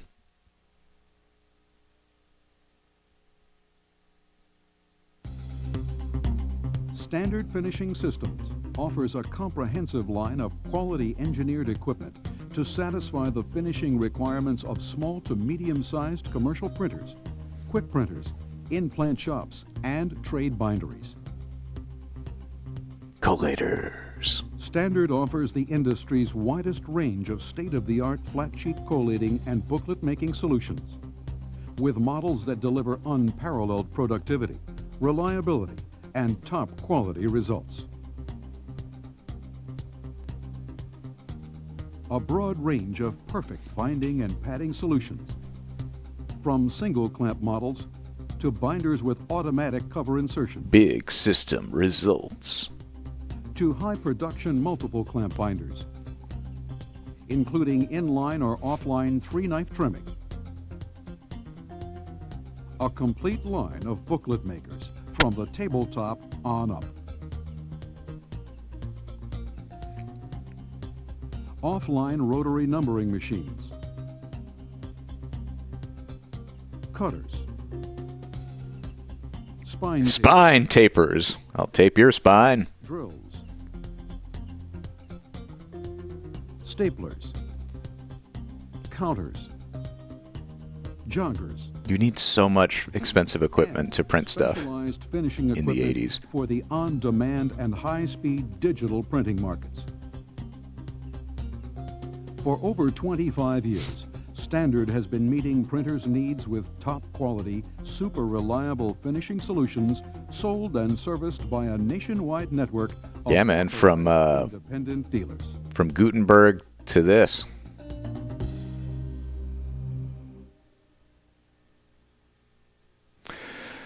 Hooray. Thank you for sticking with me to the end of that. I'm glad we got that little promotional bit.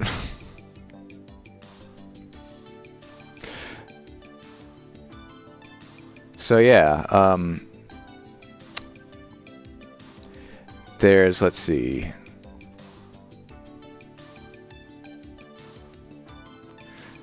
Yeah, so we watched General Binding Corporation promo for, I keep doing this, the coil spring like binding machine a while back. And then we just saw this.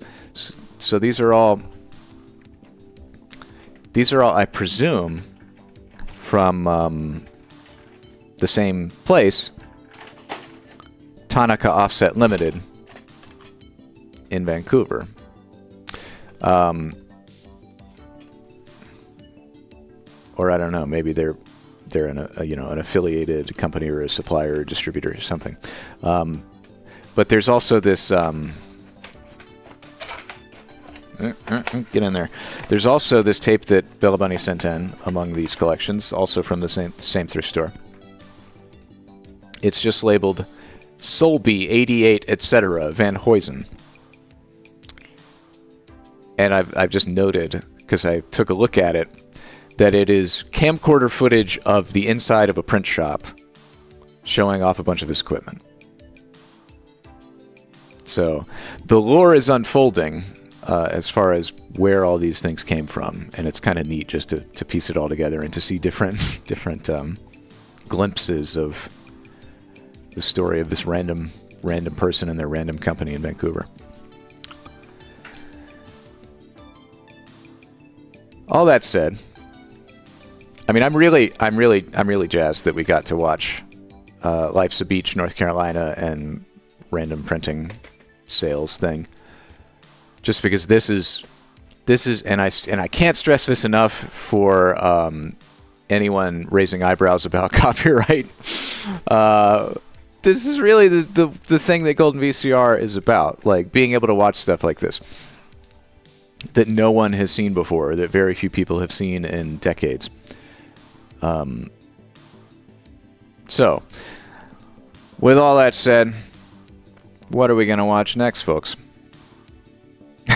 Sister Act 2. Big Bird in China. Big Bird in China is 75 minutes.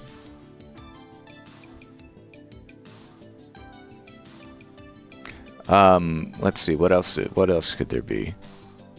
I mean, I'm not opposed to Big Bird in China. I do want to see that. It would be a good, a good duration. Let's see. Let's go unscreened. Let's sort by runtime. Let's find something that's like...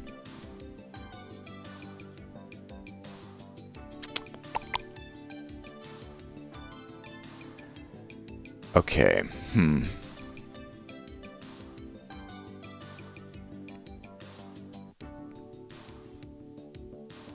Big Bird. Okay, we can do Big Bird.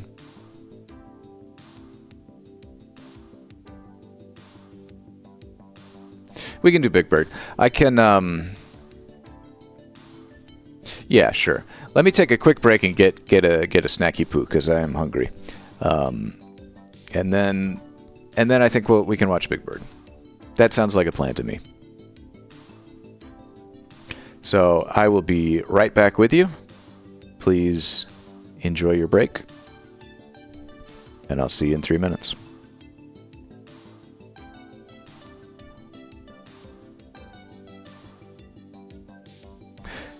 The videos you sent in, I have not yet cataloged.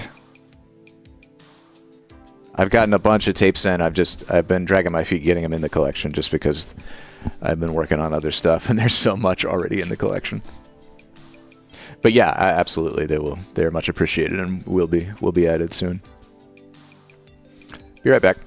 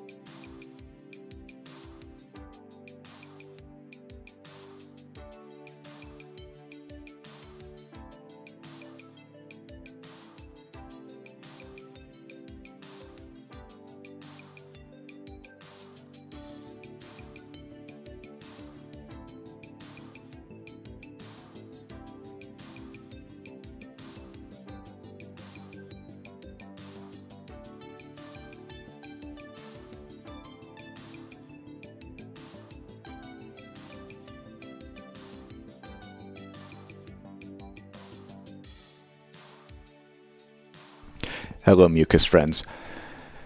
Welcome back. Thank you for your patience. I have a little beefy sando that I'm going to enjoy while we watch Big Bird in China. Where is Big Bird in China?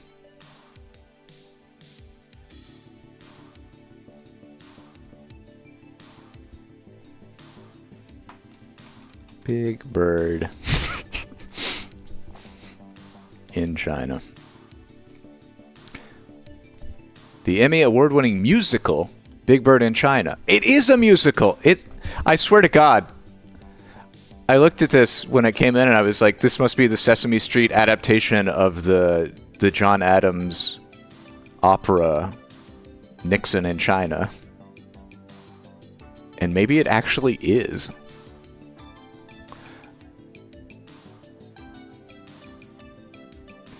John Adams, the minimalist composer, not to be confused with John Adams, the second U.S. president. Great. Let's go find this.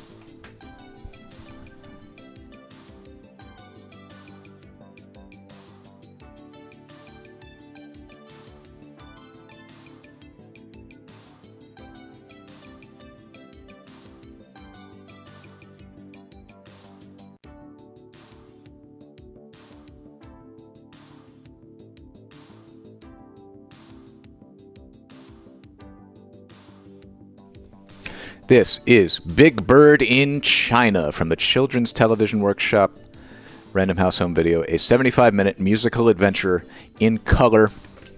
It's got Big Bird, it's got a little girl, it's got Scruffer the dog. Big Bird's desire to find the legendary Chinese phoenix leads him and Barkley the dog to an exciting adventure in China. Along the way, they visit with Chinese school children, watch a Taiji demonstration, learn some Chinese words and songs, and meet the mischievous Monkey King, a traditional Chinese children's hero. Oh man, I know all about the Monkey King. As Big Bird learns about China's unique culture, he also discovers the joy of making new friends. Copyright 1987.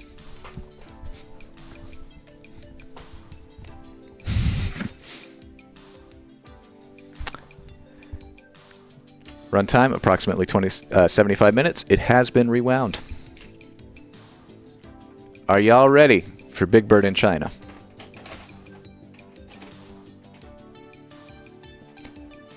Let's join Big Bird in China right now on Golden VCR.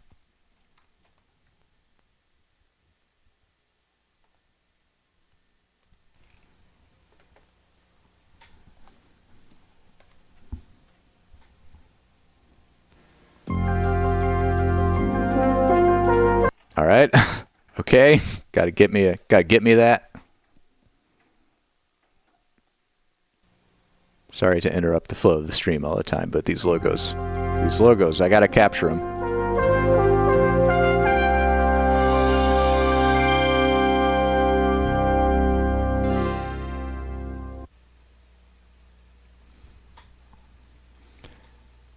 Oh, this was produced in cooperation with Chinese Central Television in Beijing. This seems culturally significant, man. Oh, I had the tape turned way up. Let me, I'm gonna set it back to its normal level. And you can let me know if it's too quiet or too loud. Oh, this is great. This is 1987 China, or no, it's not. It's 1987 Chinatown, I guess.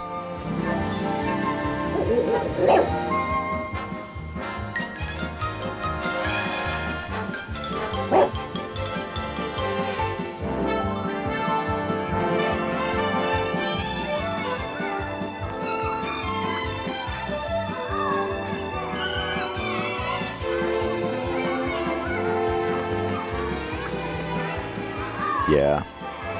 The puppetry is amazing. I have no idea if Sesame Street will be VOD friendly or not. If not, this segment will just not be in the VOD.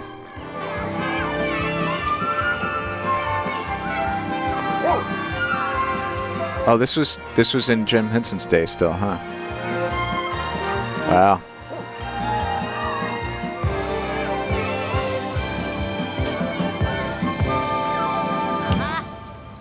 Here it is, Barkley, just like I told you. You're back again.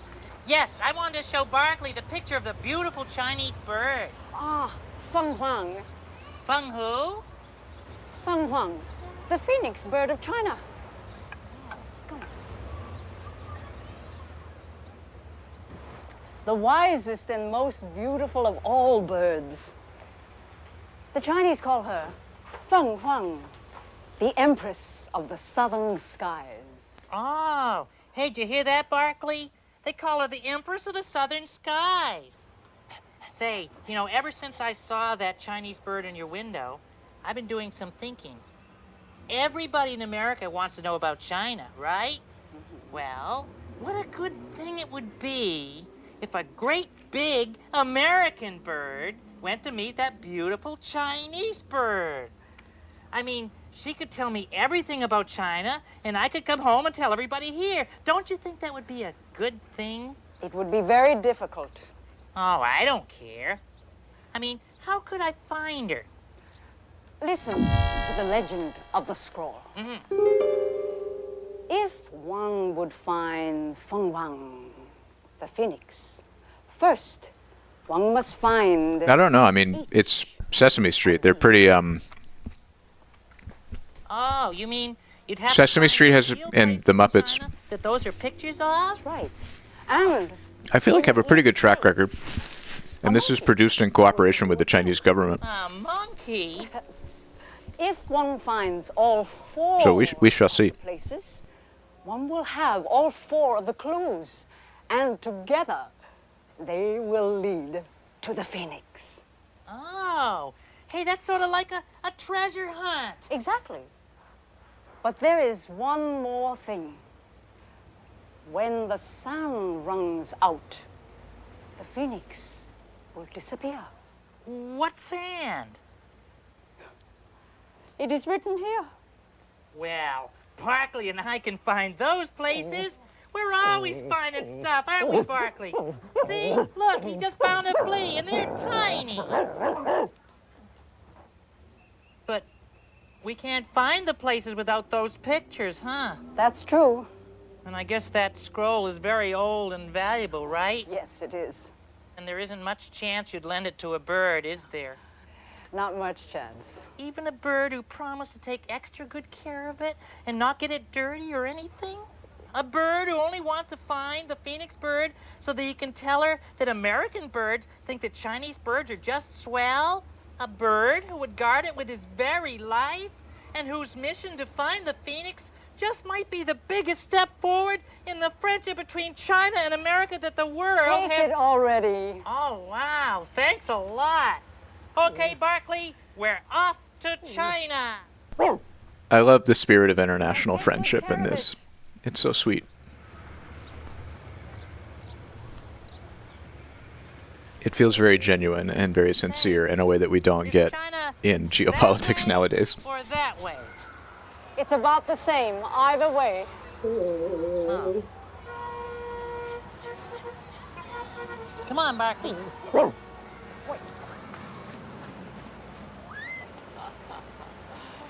Zaijian. China, hey? Wait till the gang hears about this. Hurry, Barkley. Let's pack our bags. Let's call the station. Let's grab a cab, make a reservation for China. Hey, bring me a hunk of an old Chinese junk. You'll meet some new people. Get some new kicks. See some new places. You eat with sticks. In China! Take my advice, don't eat the rice. I'm not sure I want to get stuck there. If I were you, I wouldn't press my luck there. I hear they'll even press a duck there. What? In China! I hear they drink tea. Me hear they eat shark. There's 1 billion people, so where do you park? I never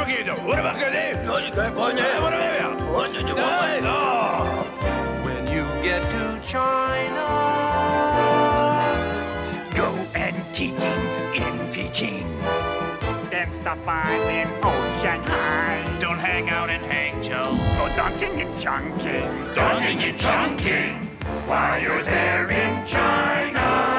Stop off in Canton. A great place to go to. open the door and see a pagoda. In China. First to Rome, And then to Nome. And then Stockholm. And then back home. And Kathmandu.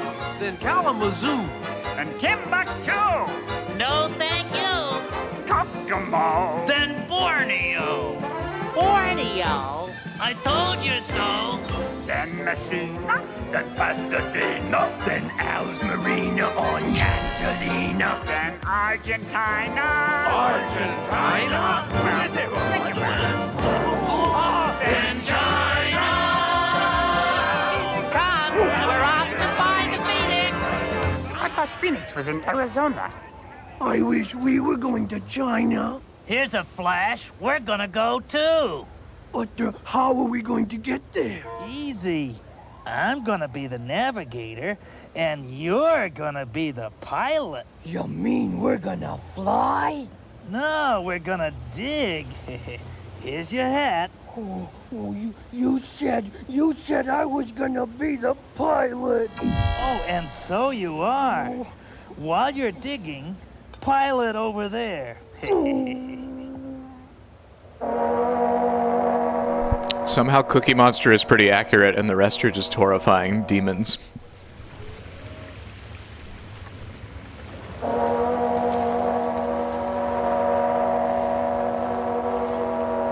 Say, Barkley, doesn't this strike you as an awfully slow boat?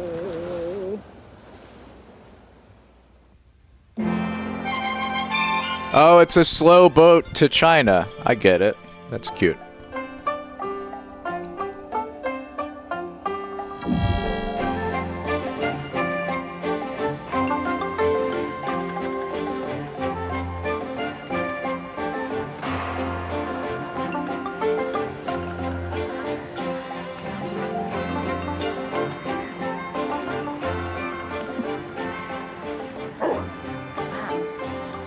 This is it, Barkley. Okay. Come on, Barkley. Thank you very much, ma'am. China. We're gonna find the Phoenix. Well, we are. Come on, Barkley. All we have to do is find these places on the scroll, and they will lead us to the Phoenix. Right, I was just coming to that. Before the sand runs out, whatever that means. Let's see. Ah, this first picture looks like some kind of wall. It's a snap, Barkley. Who couldn't find a wall? Wait a minute. This place is full of walls. There must be a jillion walls in China. Was Big Bird always wearing a necktie in the late 80s? Come on, Barkley.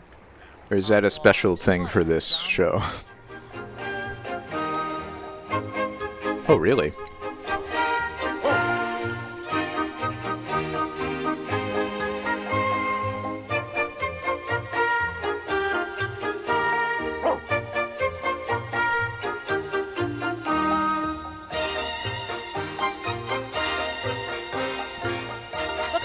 Oh, for on-location appearances and walk-around versions, the tie is used to cover the vision hole in Big Bird's neck.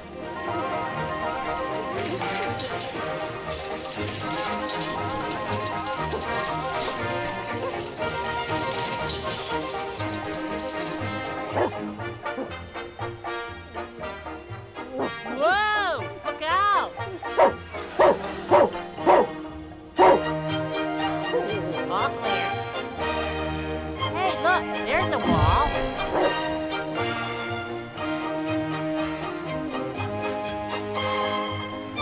Step up to the vision hole.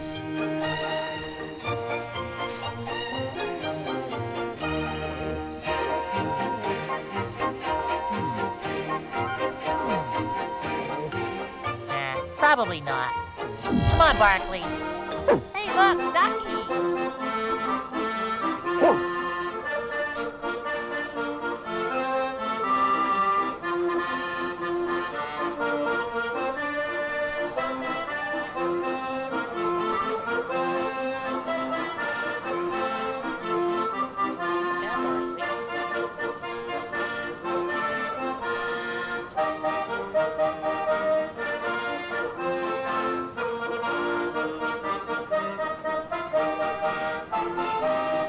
Wow. Some good accordion. See the duckies?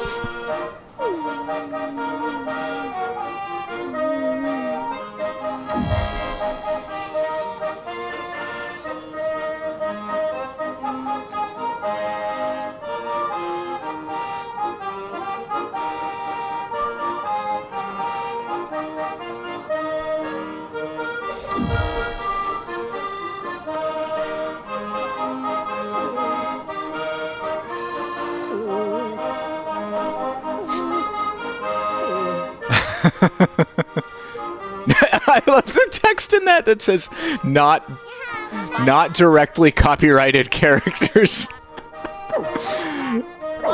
Oh, God, there's so much tomfoolery going on with the image generation model to make it...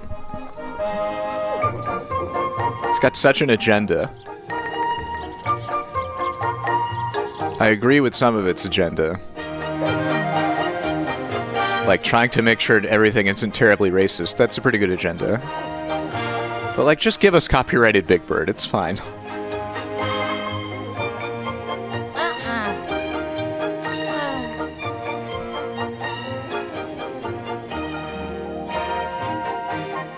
Look at all these smiling faces.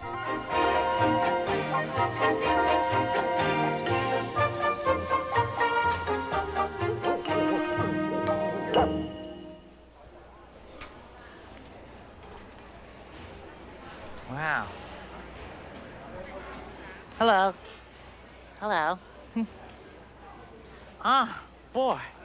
Those vegetables are really pretty. This was just like Look how nice they got them arranged. 10 years after the Cultural Revolution. Oh, Barkley. This was a very wild time for China. Barkley? That's not me. I'm over here.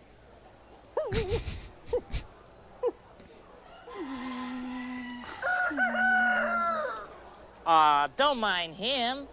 He's just not very bright. That's the Forbidden City, Barkley. Watch out, I'm gonna turn left here. Ah, and that's the, gee, I don't know what that is. But that's Mao's tomb, I think.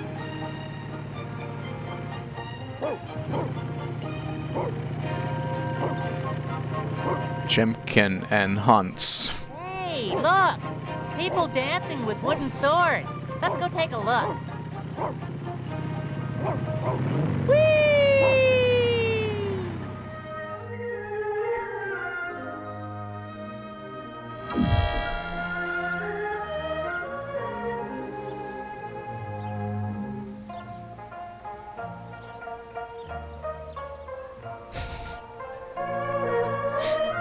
I love the spectral quality of that chicken's tail. It looks like an Elden Ring boss.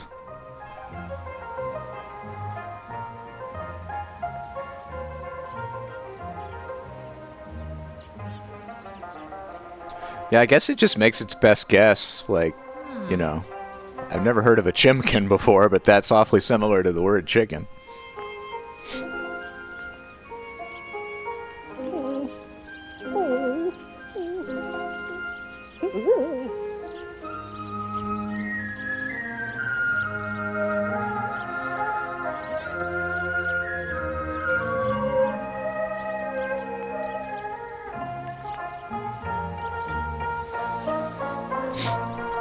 So, I assume that's Tai Chi. I googled it. Apparently you can do Tai Chi with swords. Come on, Barkley. We gotta You can imagine, I think, like a, you know, a huge military formation in Tang Dynasty China or whatever. Come on, Barkley. All doing Tai Chi with their swords as a drill. Somebody around here must have seen that great big wall. Maybe we should ask. Oh, excuse me, sir. My friend and I are looking for a wall. 对不起，您的话我听不懂，很抱歉。Oh, thanks anyway. Oh, excuse me. Do you know anything about a wall here in China? You know, a wall. A wall. It keeps the ceiling from falling on the floor. 哎呀，对不起，我听不懂你的话。 Doesn't anybody know what a wall is? Oh no, poor Big Bird. He hasn't learned about languages. You know, Barkley, we gotta find somebody who speaks American. Come on.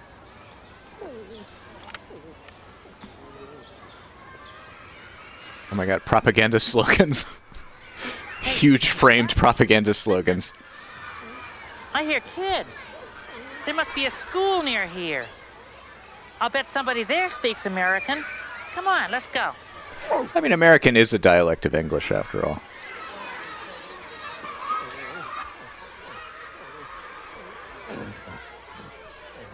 It's all Greek to me. Come on, Barkley. Come on.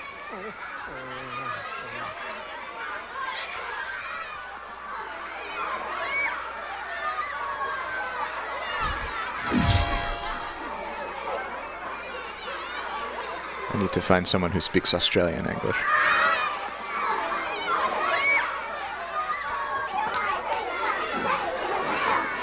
I mean, I think they're just, you know,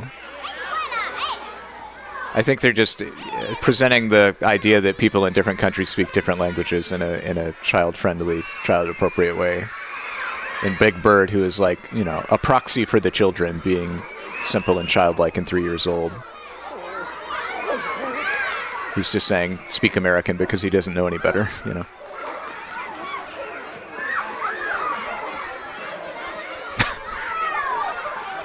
WTF, man.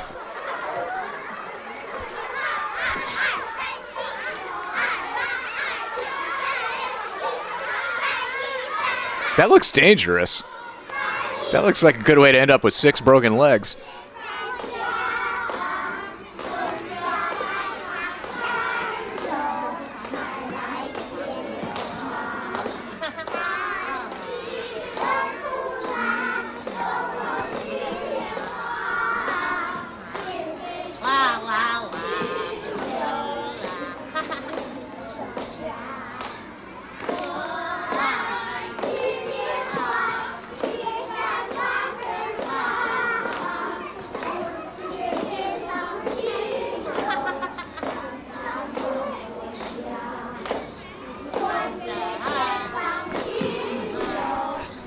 How did they explain Big Bird to these kids before they shot this? Like, there's just gonna be an 8-foot tall chicken next to you. Be chill about it. Oh my god, so this was 83. This was produced in 83. That was fun. So, like, 5 years after the Cultural Revolution. Gee. Oh, gee. What's the matter? Oh, we came all the way over here to China to find the Phoenix, but we can't even find anybody who speaks American. That's too bad. Isn't it? I don't know what we're gonna do. Maybe I could help. You could? Do you speak American?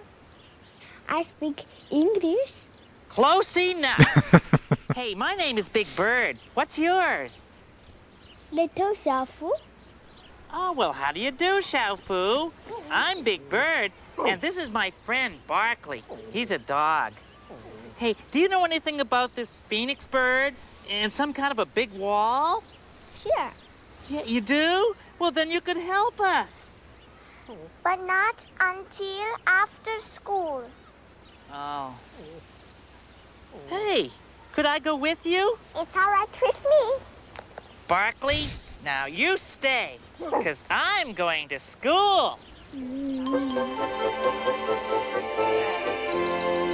This is very precious. 今天呢，我们写的是17页的这一行字和16页的这一行字，是吧？这是黑板上都有啊。在这几个字当中呢，刘老师你好，小付你好。这是我的朋友大鸟。哦，大鸟，欢迎你，同学们，我们一起来欢迎大鸟。 Does anyone in chat speak Mandarin? 想看看我们的书法课，可以吗？可以啊，大鸟请坐。Oh, take a seat. Oh, 小付，你来陪一陪大鸟吧。 oh, those are nice pictures.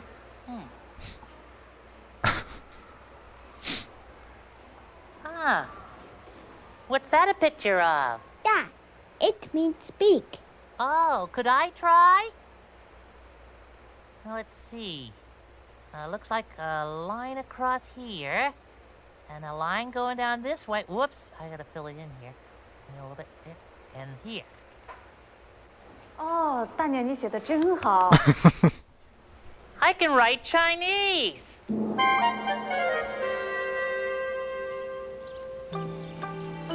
Boy, I wish everyone here spoke American.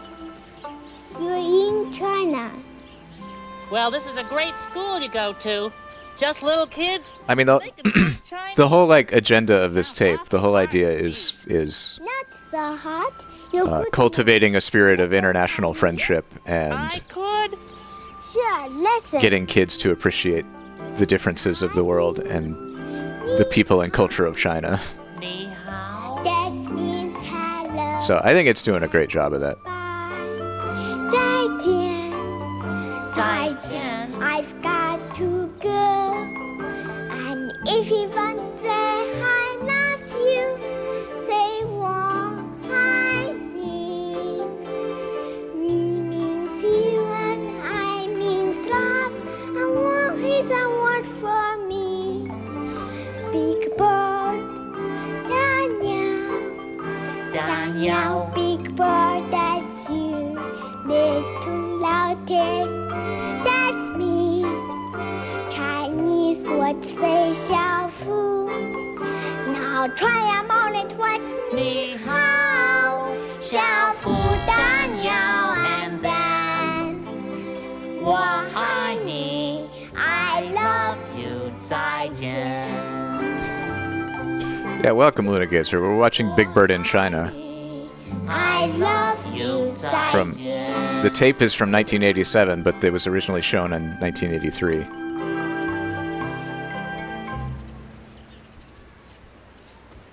Wow, so this Xiaofu, if we can just find these 4 places, a monkey will give us a clue at each place. And all 4 clues... So Carol Spenny himself pitched this Now, concept. we think this first picture here is some kind of a wall. Do you know what it is? The Great Wall. Great? It's tremendous! But what is it? I can take you there. Oh, boy! But wait, Come on, Barkley. We're on our way to the first picture. you can take him without getting a travel permit from your local Communist Party official? 1983 China was truly progressive. Hey, Barkley, where are you going? We'll never find the Great Wall if you keep fooling around. Come on.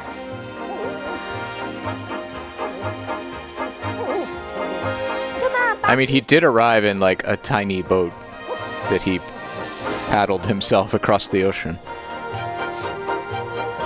Good boy. I don't know if he went through customs. Oscar, are we almost there? Just keep digging.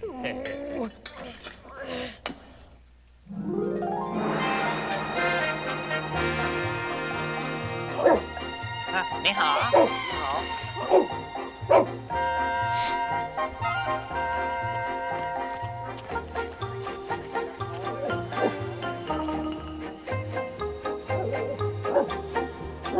I mean, I feel like he would be held up at customs because you're not allowed to bring like foreign poultry into most countries.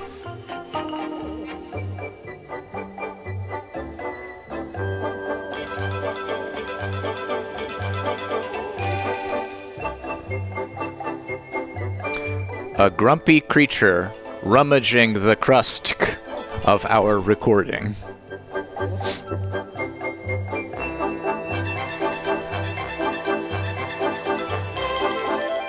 Wait right there.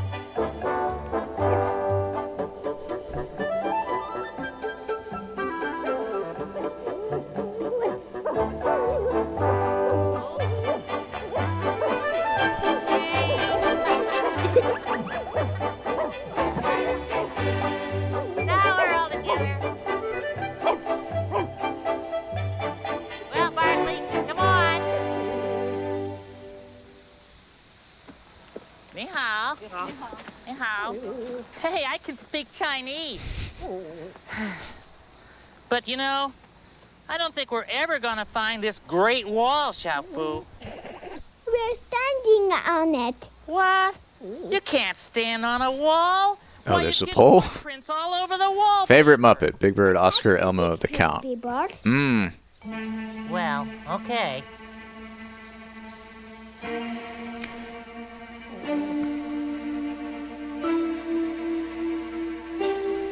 I mean, my brother is named Bert. So that I feel some affinity with Bert, but also when I was a kid, people would come up to me and say, "Oh, you're Bert's brother, right?" And I go, "Yeah," and they'd say, "So that makes you Ernie." Barkley, we found it. Which got to be kind of annoying after a while. Oh boy. Hey, everybody! This is the Great Wall of China. Boy, that's some wall. Now what? Doesn't the legend say that now we have to find a clue? A clue? It was hard enough finding the wall. But that's the legend, Daniel. Are you adding Cookie Monster into the runoff? Then you go that way. Just a dark horse? And I'll go this way. Okay. Oh, good. Gotta look for a monkey with a clue.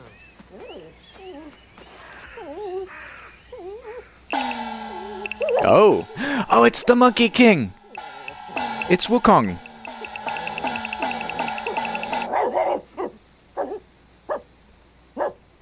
Oh, this is great.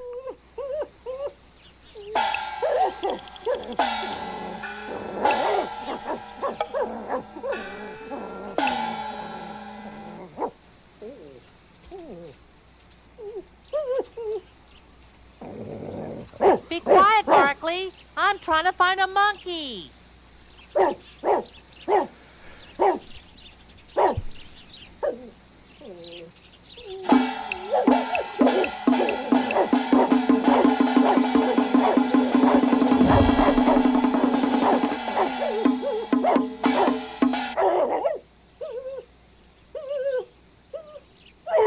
Oh, wow. Very, very Indian depiction of the Monkey King.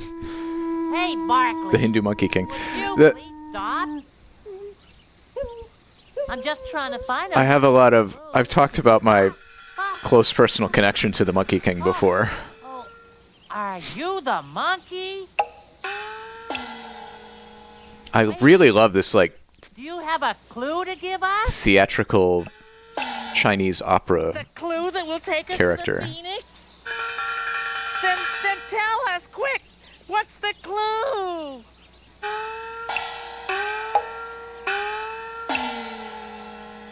石头士兵守卫着玻璃棋盘。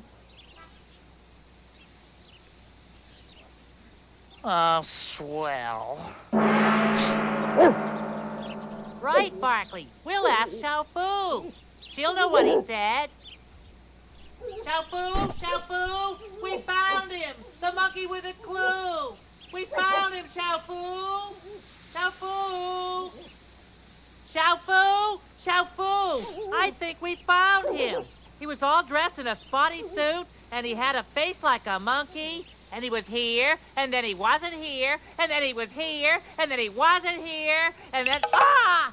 Oh, will you stop doing that? It's the Monkey King. The Monkey King? All Chinese children know the Monkey King. Well, why doesn't he just stay at one place? Oh! Do you have a clue for us? 石头勇士守卫在玻璃棋盘。 What did he say? He says the stone soldiers stand guard over the glass chessboard. 寻找凤凰的人， Are they gonna go see the Terracotta Warriors? 中间走过去了。 While those who would find Feng Huang sail silently among them. The stone soldiers stand guard over the glass chessboard. That's not a clue. You're kidding. You've got something else for us, right?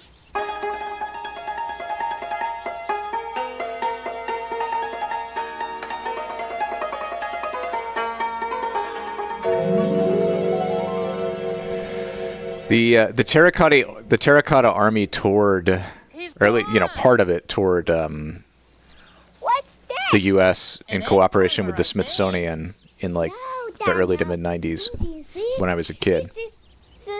So I got to go to the Birmingham Civic Center and see a big display of the Terracotta Army. From the top to the bottom, It was really neat. The phoenix will disappear. We gotta find the next place fast. Hey, this looks like a camel. I bet Big Bird and Shafu are going to go through all this rigmarole to get to the Phoenix, to follow all the clues.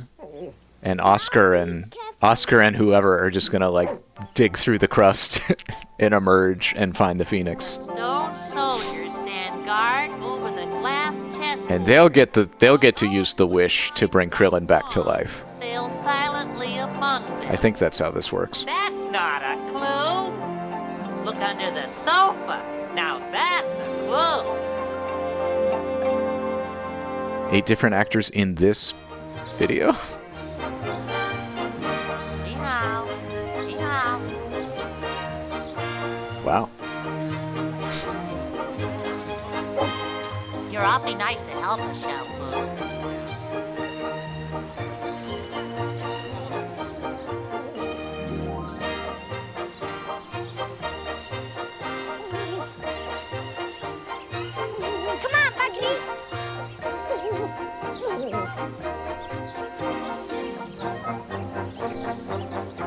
Wow, what's this place? The Ming Tombs. Telemonster, okay. Ah, Ming Tombs.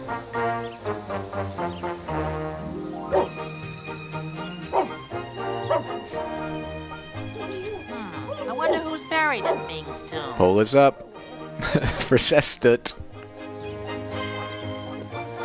Let your Sestut voice be heard. Sesai Steet. Come on, Barkley.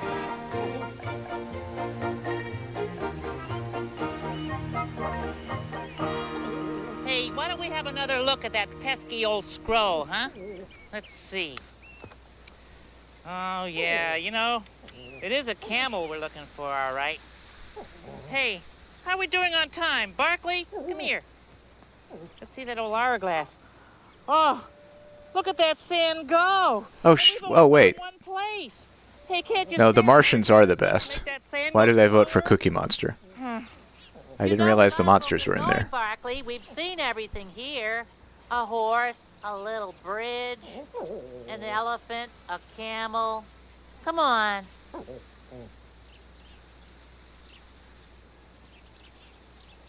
A camel? Wait, Xiaofu! I think we found it! A camel! Look at the scroll!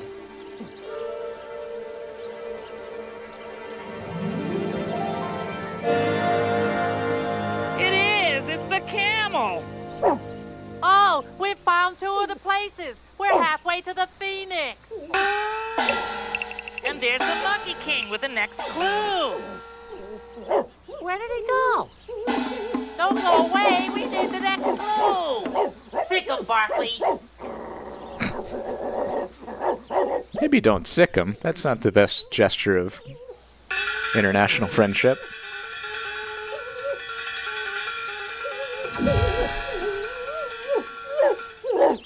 Oh, that was cute. You could see how they like masked out the. There's like a feathered oval around him as he's moving around because they composited it. Because otherwise, the swaying trees would have just been all over the place. We need the next clue. The sand is running out. The sand. The sand. 经过 In American. Haven't gotten past ni hao yet.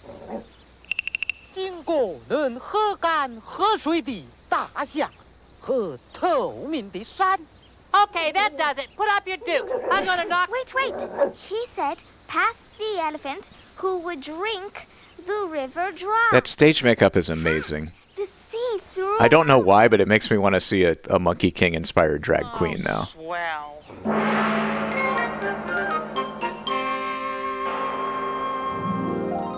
Past the elephant who would drink the. I mean, I guess maybe the like the Monkey King and that character, that makeup, that everything, that performance is like such a stock character and such a central part of Chinese theater that like it was cheaper to just hire the local guy who did the local Monkey King guy in each location instead of bringing the same guy around on the shoot.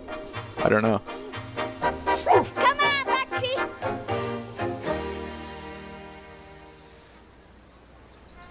Here it is, Danielle. This is the next picture. You think so? Well, wait. We better take a look.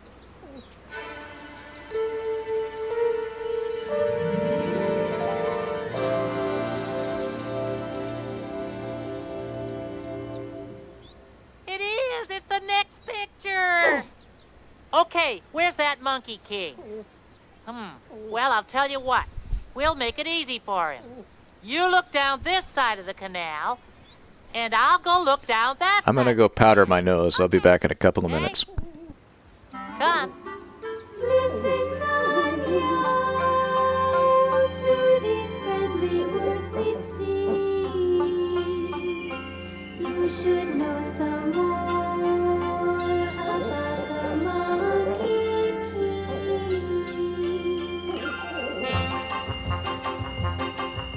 At first the Monkey King will hide, look day and night and far and wide. You couldn't find him if you tried, and you could look forever.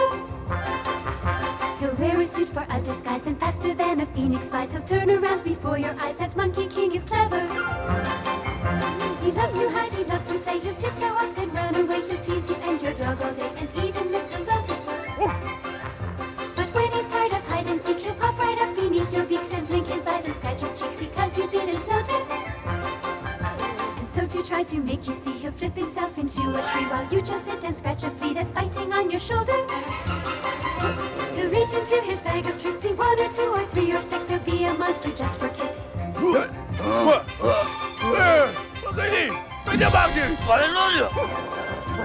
things he'll do are quite absurd, but he'll refuse to be deterred. He's always had the final word, the strangest thing you've ever heard. The very thought about a bird, nothing noticed by a bird. Now, where have you been? We've been looking all over for you. Do you have the next clue? The sand is running out. Please? Hurry. 走过岸边长出的羽毛， Past the feathers that grow from the riverbank. 经过无头水牛， Past the headless water buffalo.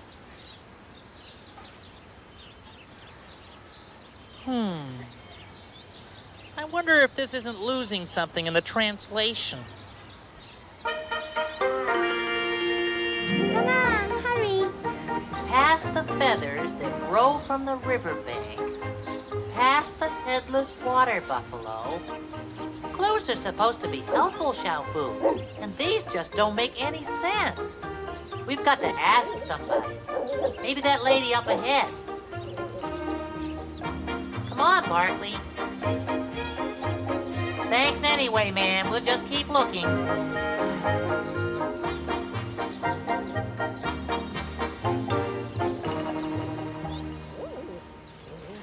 大娘，两座桥中间的一幅画就是在这附近。 Whoops, excuse me, Barkley. What did she say? She says she thinks that the next picture is very close to here. The next picture is really close to here? Why, that's great! Excuse me, Barkley. That's really wonderful. Where is Barkley? Barkley? Barkley? Now, where did he go? Barkley? You know that silly dog is always running away when I least expect it. I wonder where he went. Barkley! Well, he isn't very dependable.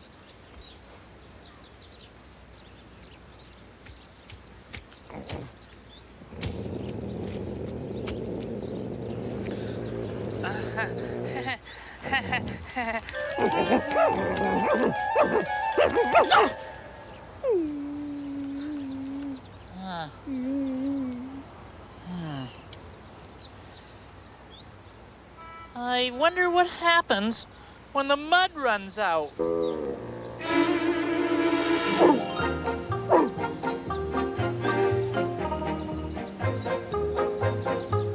Barkley, wait.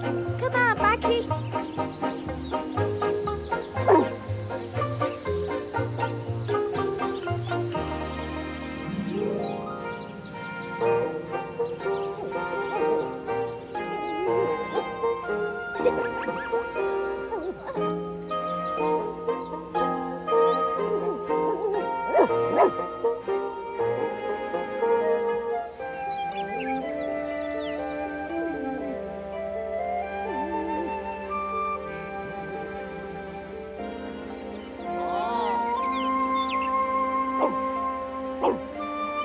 Say, look at this place.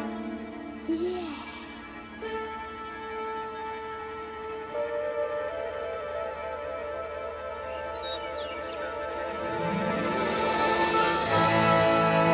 It's the last picture on the scroll. Next comes the phoenix bird.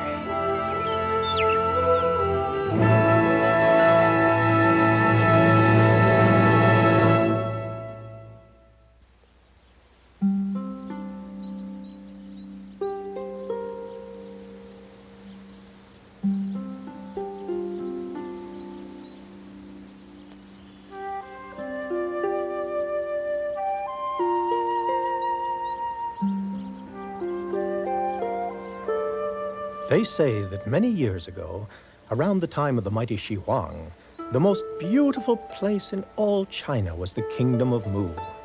This beautiful kingdom was ruled over by the Empress of the Southern Skies, Feng Huang, the Vermilion Phoenix. Every morning, the Empress Feng Huang's first duty to her people was to help the sunrise. Oh crap, I'm missing the legend. Before dawn, she would awaken in her palace in Nanjing, summon her 100 attendant birds around her, and together they would fly to the east beyond the great black mountains and find the sun sleeping at the bottom of the ocean, its golden rays flickering up through the jade-colored water. And then the Empress Phoenix would plunge into the warm ocean, swim down beneath the sun, lift it gently on her back, and fly with it up into the morning sky. But in the dark mountains, which lay between the kingdom of Mu and the ocean, there lived an evil demon king who watched the phoenix every day as she flew to help the sunrise. The demon king was very jealous. He hated seeing the people of Mu so happy in the golden sunshine. And so one night, at the darkest hour, he cast a spell over the sleeping sun and moved it magically from its ocean bed to a dungeon cave inside his mountain, so deep that not one ray of light could escape. The next morning, as usual, the golden phoenix awoke, and with her 100 birds flew past the mountains to the east to help the sunrise. But when they reached the ocean, the sun was nowhere to be seen. Not one ray of light shone through the black water. Feng Huang knew at once it must be the work of the Demon King. And away she flew through the night until she found the Demon King on his wind-swept mountaintop, surrounded by his court of ghosts and spirits, all of them laughing and dancing in the icy wind. The phoenix slowly circled and landed in the center of the ring of demons. Her radiant feathers gave off a golden light, which shone on the evil faces surrounding her. The evil ones peered into the darkness to see what was happening, and where the phoenix had stood a moment before, there now stood a beautiful woman. The demons were amazed. Yeah, it really and is, fell isn't it? silent, and the woman began to sing. She sang from her heart about China. She sang of its history and beauty and people. She made the demons remember that China was the mother of them all, demon and phoenix alike. That it had taken thousands of years to bring China to this very moment, and now if the sun never Ooh, we got a little bit of nationalism in our folk tradition. for China. Oops. Without the sun, there would be nothing for anybody. The song was so true, the phoenix woman so beautiful, and the music so moving, that as the song ended, the demons began to cry. And as they wept, their tears fell onto the ground and made little rivers which ran into the mountain caves and filled them with water. The phoenix looked down and could barely see the faint golden rays of the sun flickering up through the water, just as they had through the ocean.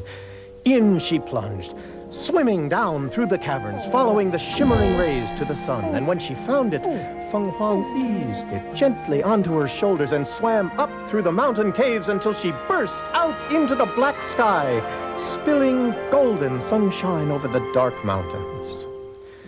If you worry that an evil genie will steal the sun again someday, look to the east just before dawn any morning.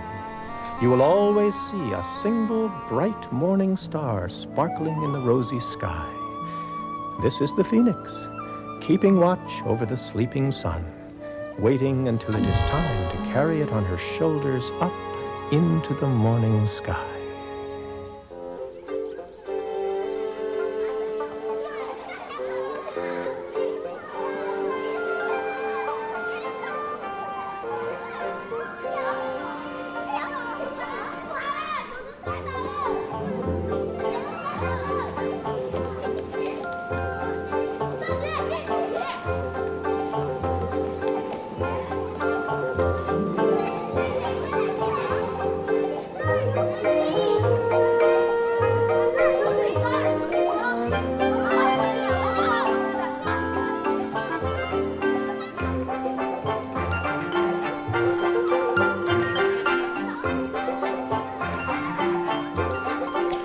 Yeah, there's certainly something universal about the kinds of stories that we tell to ourselves. Barkley! Barkley! Come on, Barkley! Oh, where's Barkley? Oh, gee. A Xiaofu! Oh, dear. Xiaofu! What's the matter? Barkley's gone. Why, he could get into awful trouble without me. Why, he doesn't even speak Chinese. Oh, I know. The storyteller. Maybe he saw Barkley leave. Come on. Okay. Mr. Storyteller. Oh, Mr. Storyteller. Excuse me, Mr. Storyteller, but when you were telling the story about the phoenix, we had a big dog with us. Did you see where he went? 我知道， Oh, you did? Then do you know where he is now? 我知道。 Oh, you do? Would you mind telling us? 等一等。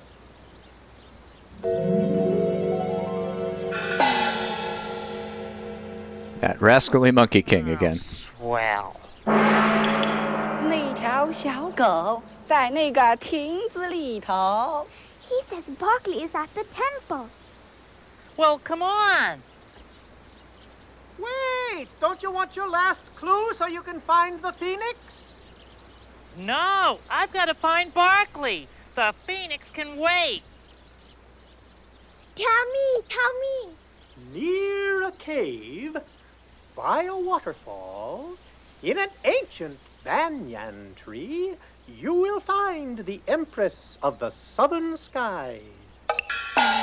Get it. 再见.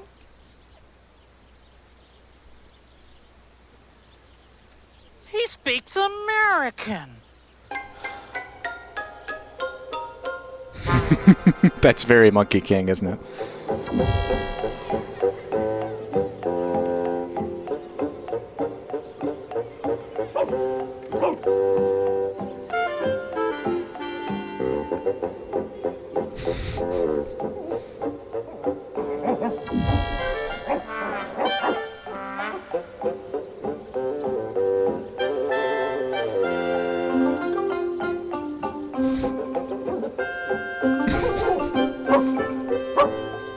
Love how Count Von Count is like Charles Darwin. Or a 19th century naturalist somehow.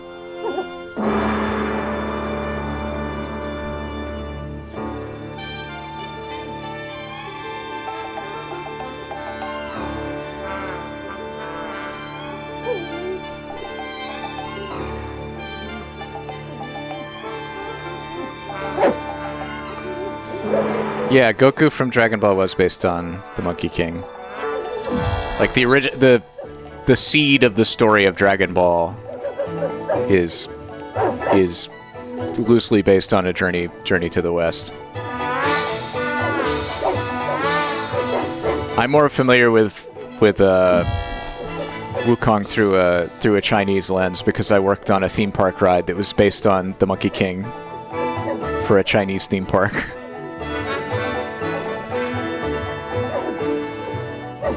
So that was like a year of my life was doing Monkey King Dark Ride.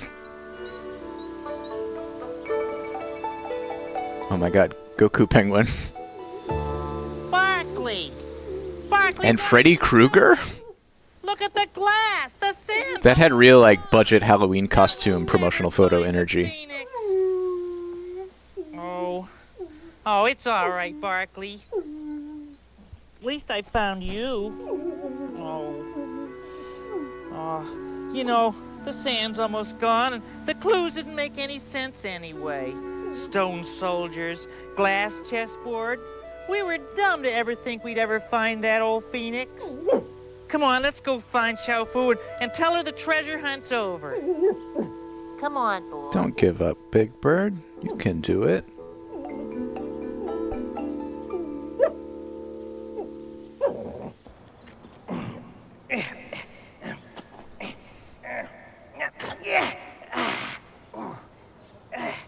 Oh, Oscar, here we are. China. Oh, we made it. Oh, wow.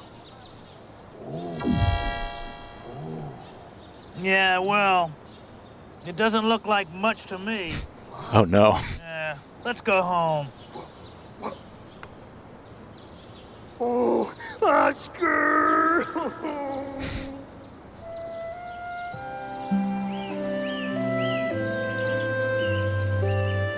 Aw, poor Big Bird. Xiao Fu. Hi, you, Daniel. Well, we didn't make it. The sun hasn't run out yet. Look.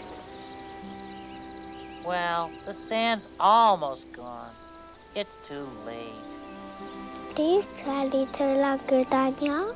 I don't even understand one of those clues.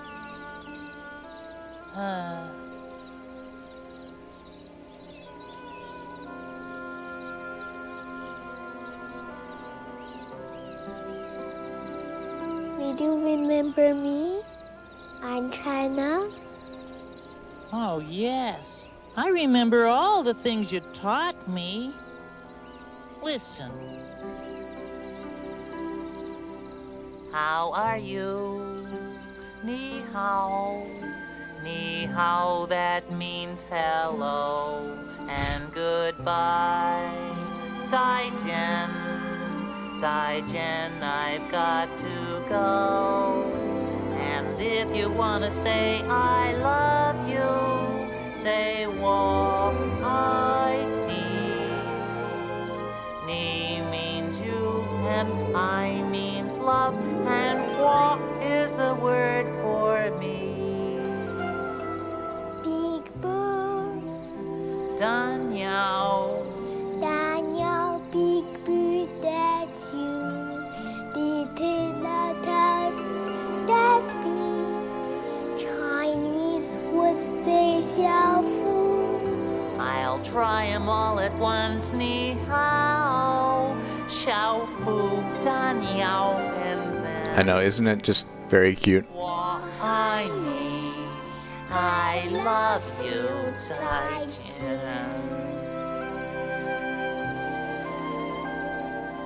我爱你 I love you, 再见。 Oh, the beak.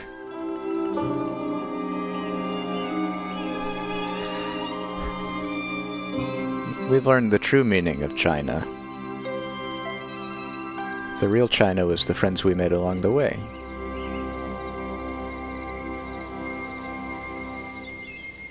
Oh, it's a bit... Is that mercury? I'm glad we came. They just roll some molten metal down Big Bird's face. Beautiful land.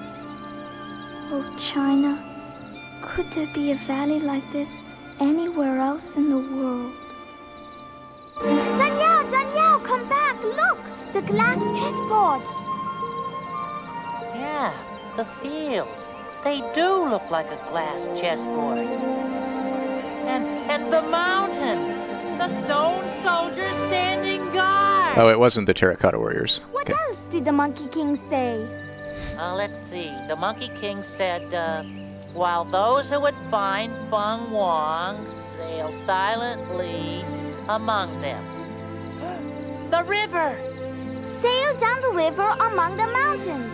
Yeah, sail down the river among the mountains? Hey, you really think so? Come on! Hurry! Barkley, come on! We're gonna sail down the river among the mountains. Now all we have to do is find an elephant who would drink the river dry, a see-through mountain... Is the elephant going to be Snuffleupagus' Chinese cousin? ...and this water buffalo. Lots of luck.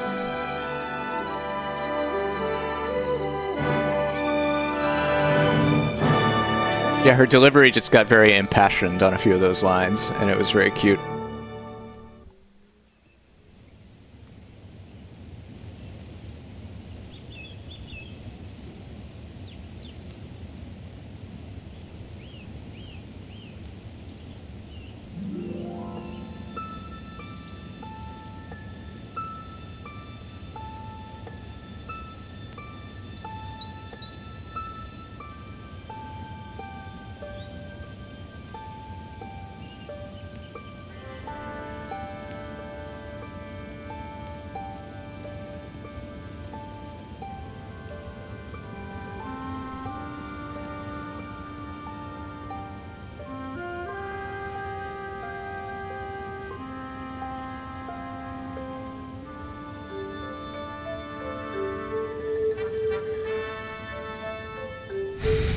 Count sweep.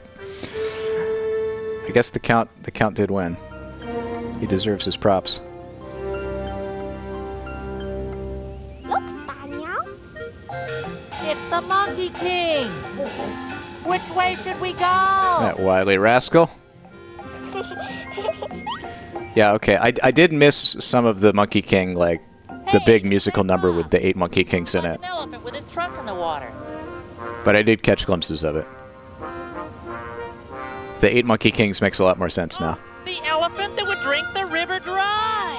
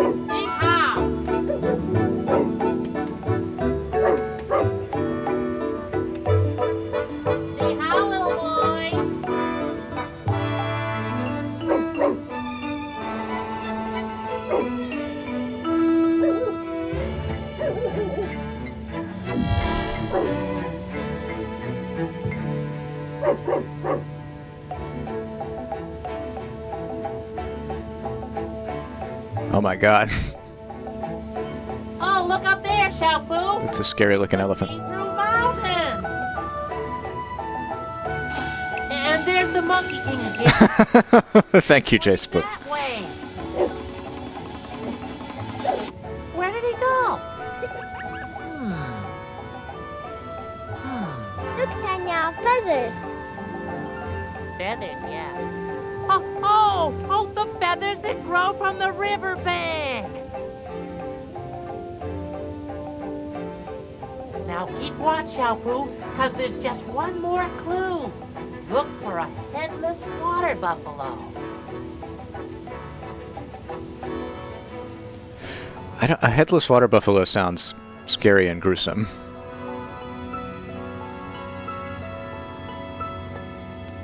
Oh, there's a water buffalo. But it's got a head. We're gonna have to fix that. Hey, don't go away. Have you seen a headless water buffalo? Oh, it's so cute. No offense. It reminds me of Leica, just staring blankly.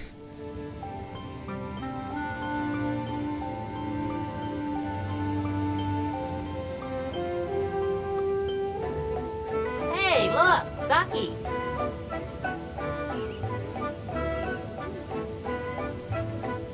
Are we gonna get an Ernie cameo for the duckies? Come on.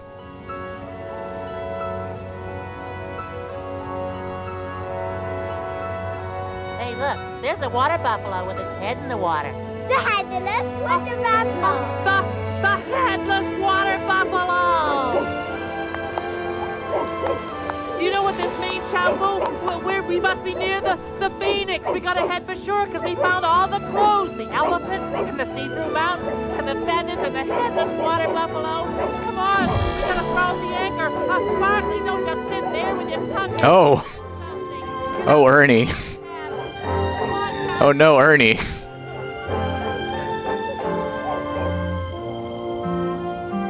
That's it, pull. We're almost there, Barkley. Xiaofu. It's very nice of those people to tow their boat on shore for them. Whoa, okay. Thank you. Come on, Barkley. Xiaofu. I can. Whoops, come on. Come on, Barkley. Now tell me if I'm right, Xiaofu. The Monkey King told you... Go ahead. Let's see. He told you... near a cave... by a waterfall... in an ancient banyan tree... Yeah, Barkley is at least one person, probably two. Xiaofu! Xiaofu, the tree! Big Bird is Carol Spinney inside this suit with this cool, like, puppet rig. He's, like, moving his head with one hand and doing both the arms tied together with the other, and there's all these levers and stuff.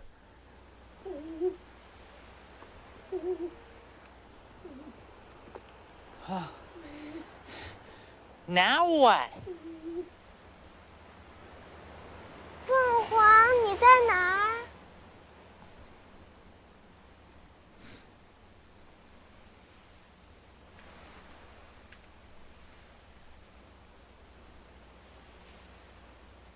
凤凰，请下来。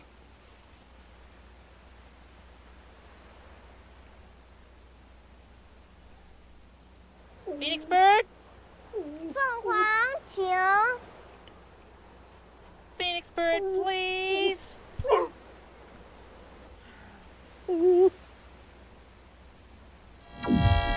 Well, don't feel bad. We couldn't have tried any harder.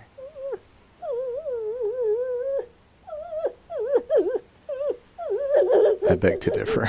But that is a Jim Henson Muppet. Gee, what do you suppose is wrong with Bark? Listen.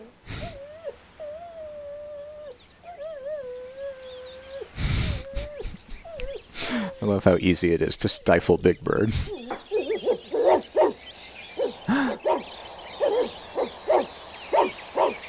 Shh.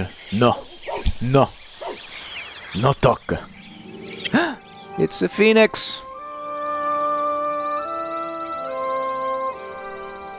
Ooh, is this gonna be like the Muppet Christmas Carol CG puppet weirdo thing? I am here, Xiaofu. You speak American. I speak all languages, Big Bird. you know my name? What do you want of me? All right. We got there. We got to the Phoenix. You came very far to find me. What is it you want of me? Well, at first, I wanted to ask you all about China, but then I found out a lot about China just looking around for you. I met Xiao Fu here, and I went to the Great Wall and to her school, and I can say ni hao. I planned it that way, Danyao. I had the Monkey King take you to meet my people and learn about Zhonghua, my China. How could I possibly have told you as much about China as you have found out for yourself? Now, you must tell me what I can do for you. Please, could you sing that song? You know, when the bad guy stole the sun and you turned into a woman and sang a song about China? Remember? Of course, Danya.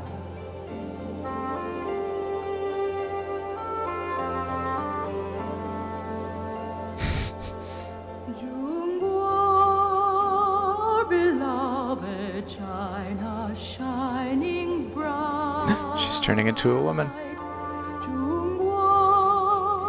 Like a window candle calls us home. This is very precious. She has come through a million mornings, day by day. Every dawn, darkness gone away. In the east, little white-capped waves sing a song to her sands. In the west, mighty white-capped peaks of Zhejiang and Qinghai stand guard to keep her from harm. Ah, beautiful. The Phoenix of Light. And in turn, Zhonghua offers beauty, peace, and Oh, I'm just imagining like Carol Spinney and this little girl rehearsing her lines together. And it's warming my heart. of silver and white. In the spring, little bubbles of green, and in summer, the springs running green. Because like this apparently was Carol Spinney's idea. Like he was inspired by his tour of China to come back and do a Sesame Street movie about to foster cultural appreciation and international friendship. So you know he had to be into it. Zhonghua has dried our tears. Zhonghua has calmed our fears, given hope, light. There's just a real spirit of sincerity to this, to Sesame Street and to Big Bird and to this tape.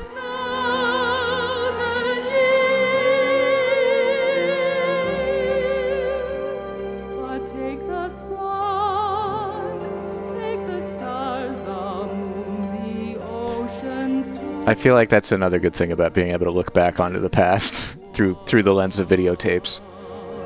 Is that we've forgotten how to be sincere sometimes.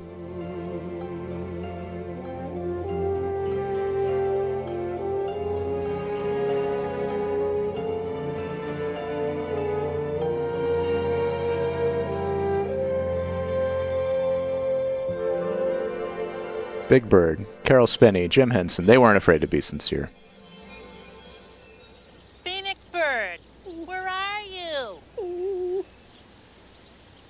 Phoenix Bird? Look, Daniel. The sand is gone. And the phoenix is gone, too. But we found her, didn't we, Xiao Fu? Yes, Danielle, we found her.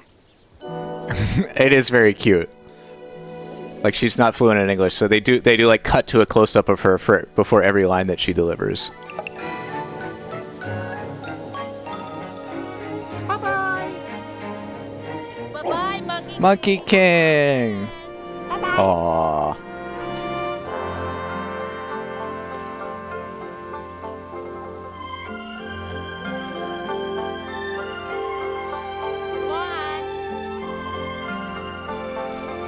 How sweet. How precious.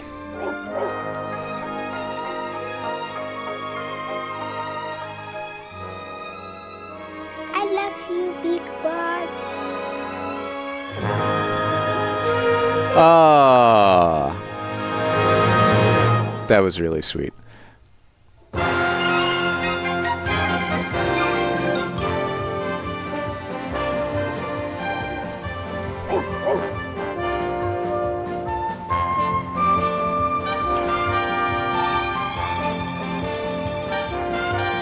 All right, well, we're gonna, let's see. This was sent in a collection by Sentai Brad.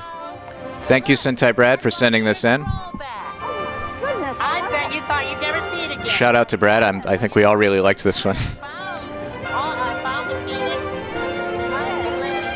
And like, yeah, this was great. What a great stream. I've enjoyed all of these. The Golden Books, the Beach House, the Sales Tape, the Sesame Street. Oh, that's so goddamn precious. All right. That was really great. That was really, really great. So that's going to be it for this stream. We're going to roll right into rating Stephen George with the raid message. Count sweep. Thank you for joining us here. There's going to be a little bit of a break. I think try and do a Fitness Friday or something on Friday. And then that will be the last stream for a week or so. So I will be back on the first Monday in February for the next Golden VCR stream. So thank you all for being here for this. I will see you on Friday or Monday after next. And yeah, stay tuned. Stay tuned to the Discord to goldenvcr.com for more tapes, more streams. And I will catch you later. Hope you have a lovely day, everybody. Let us raid Stefan Gorg.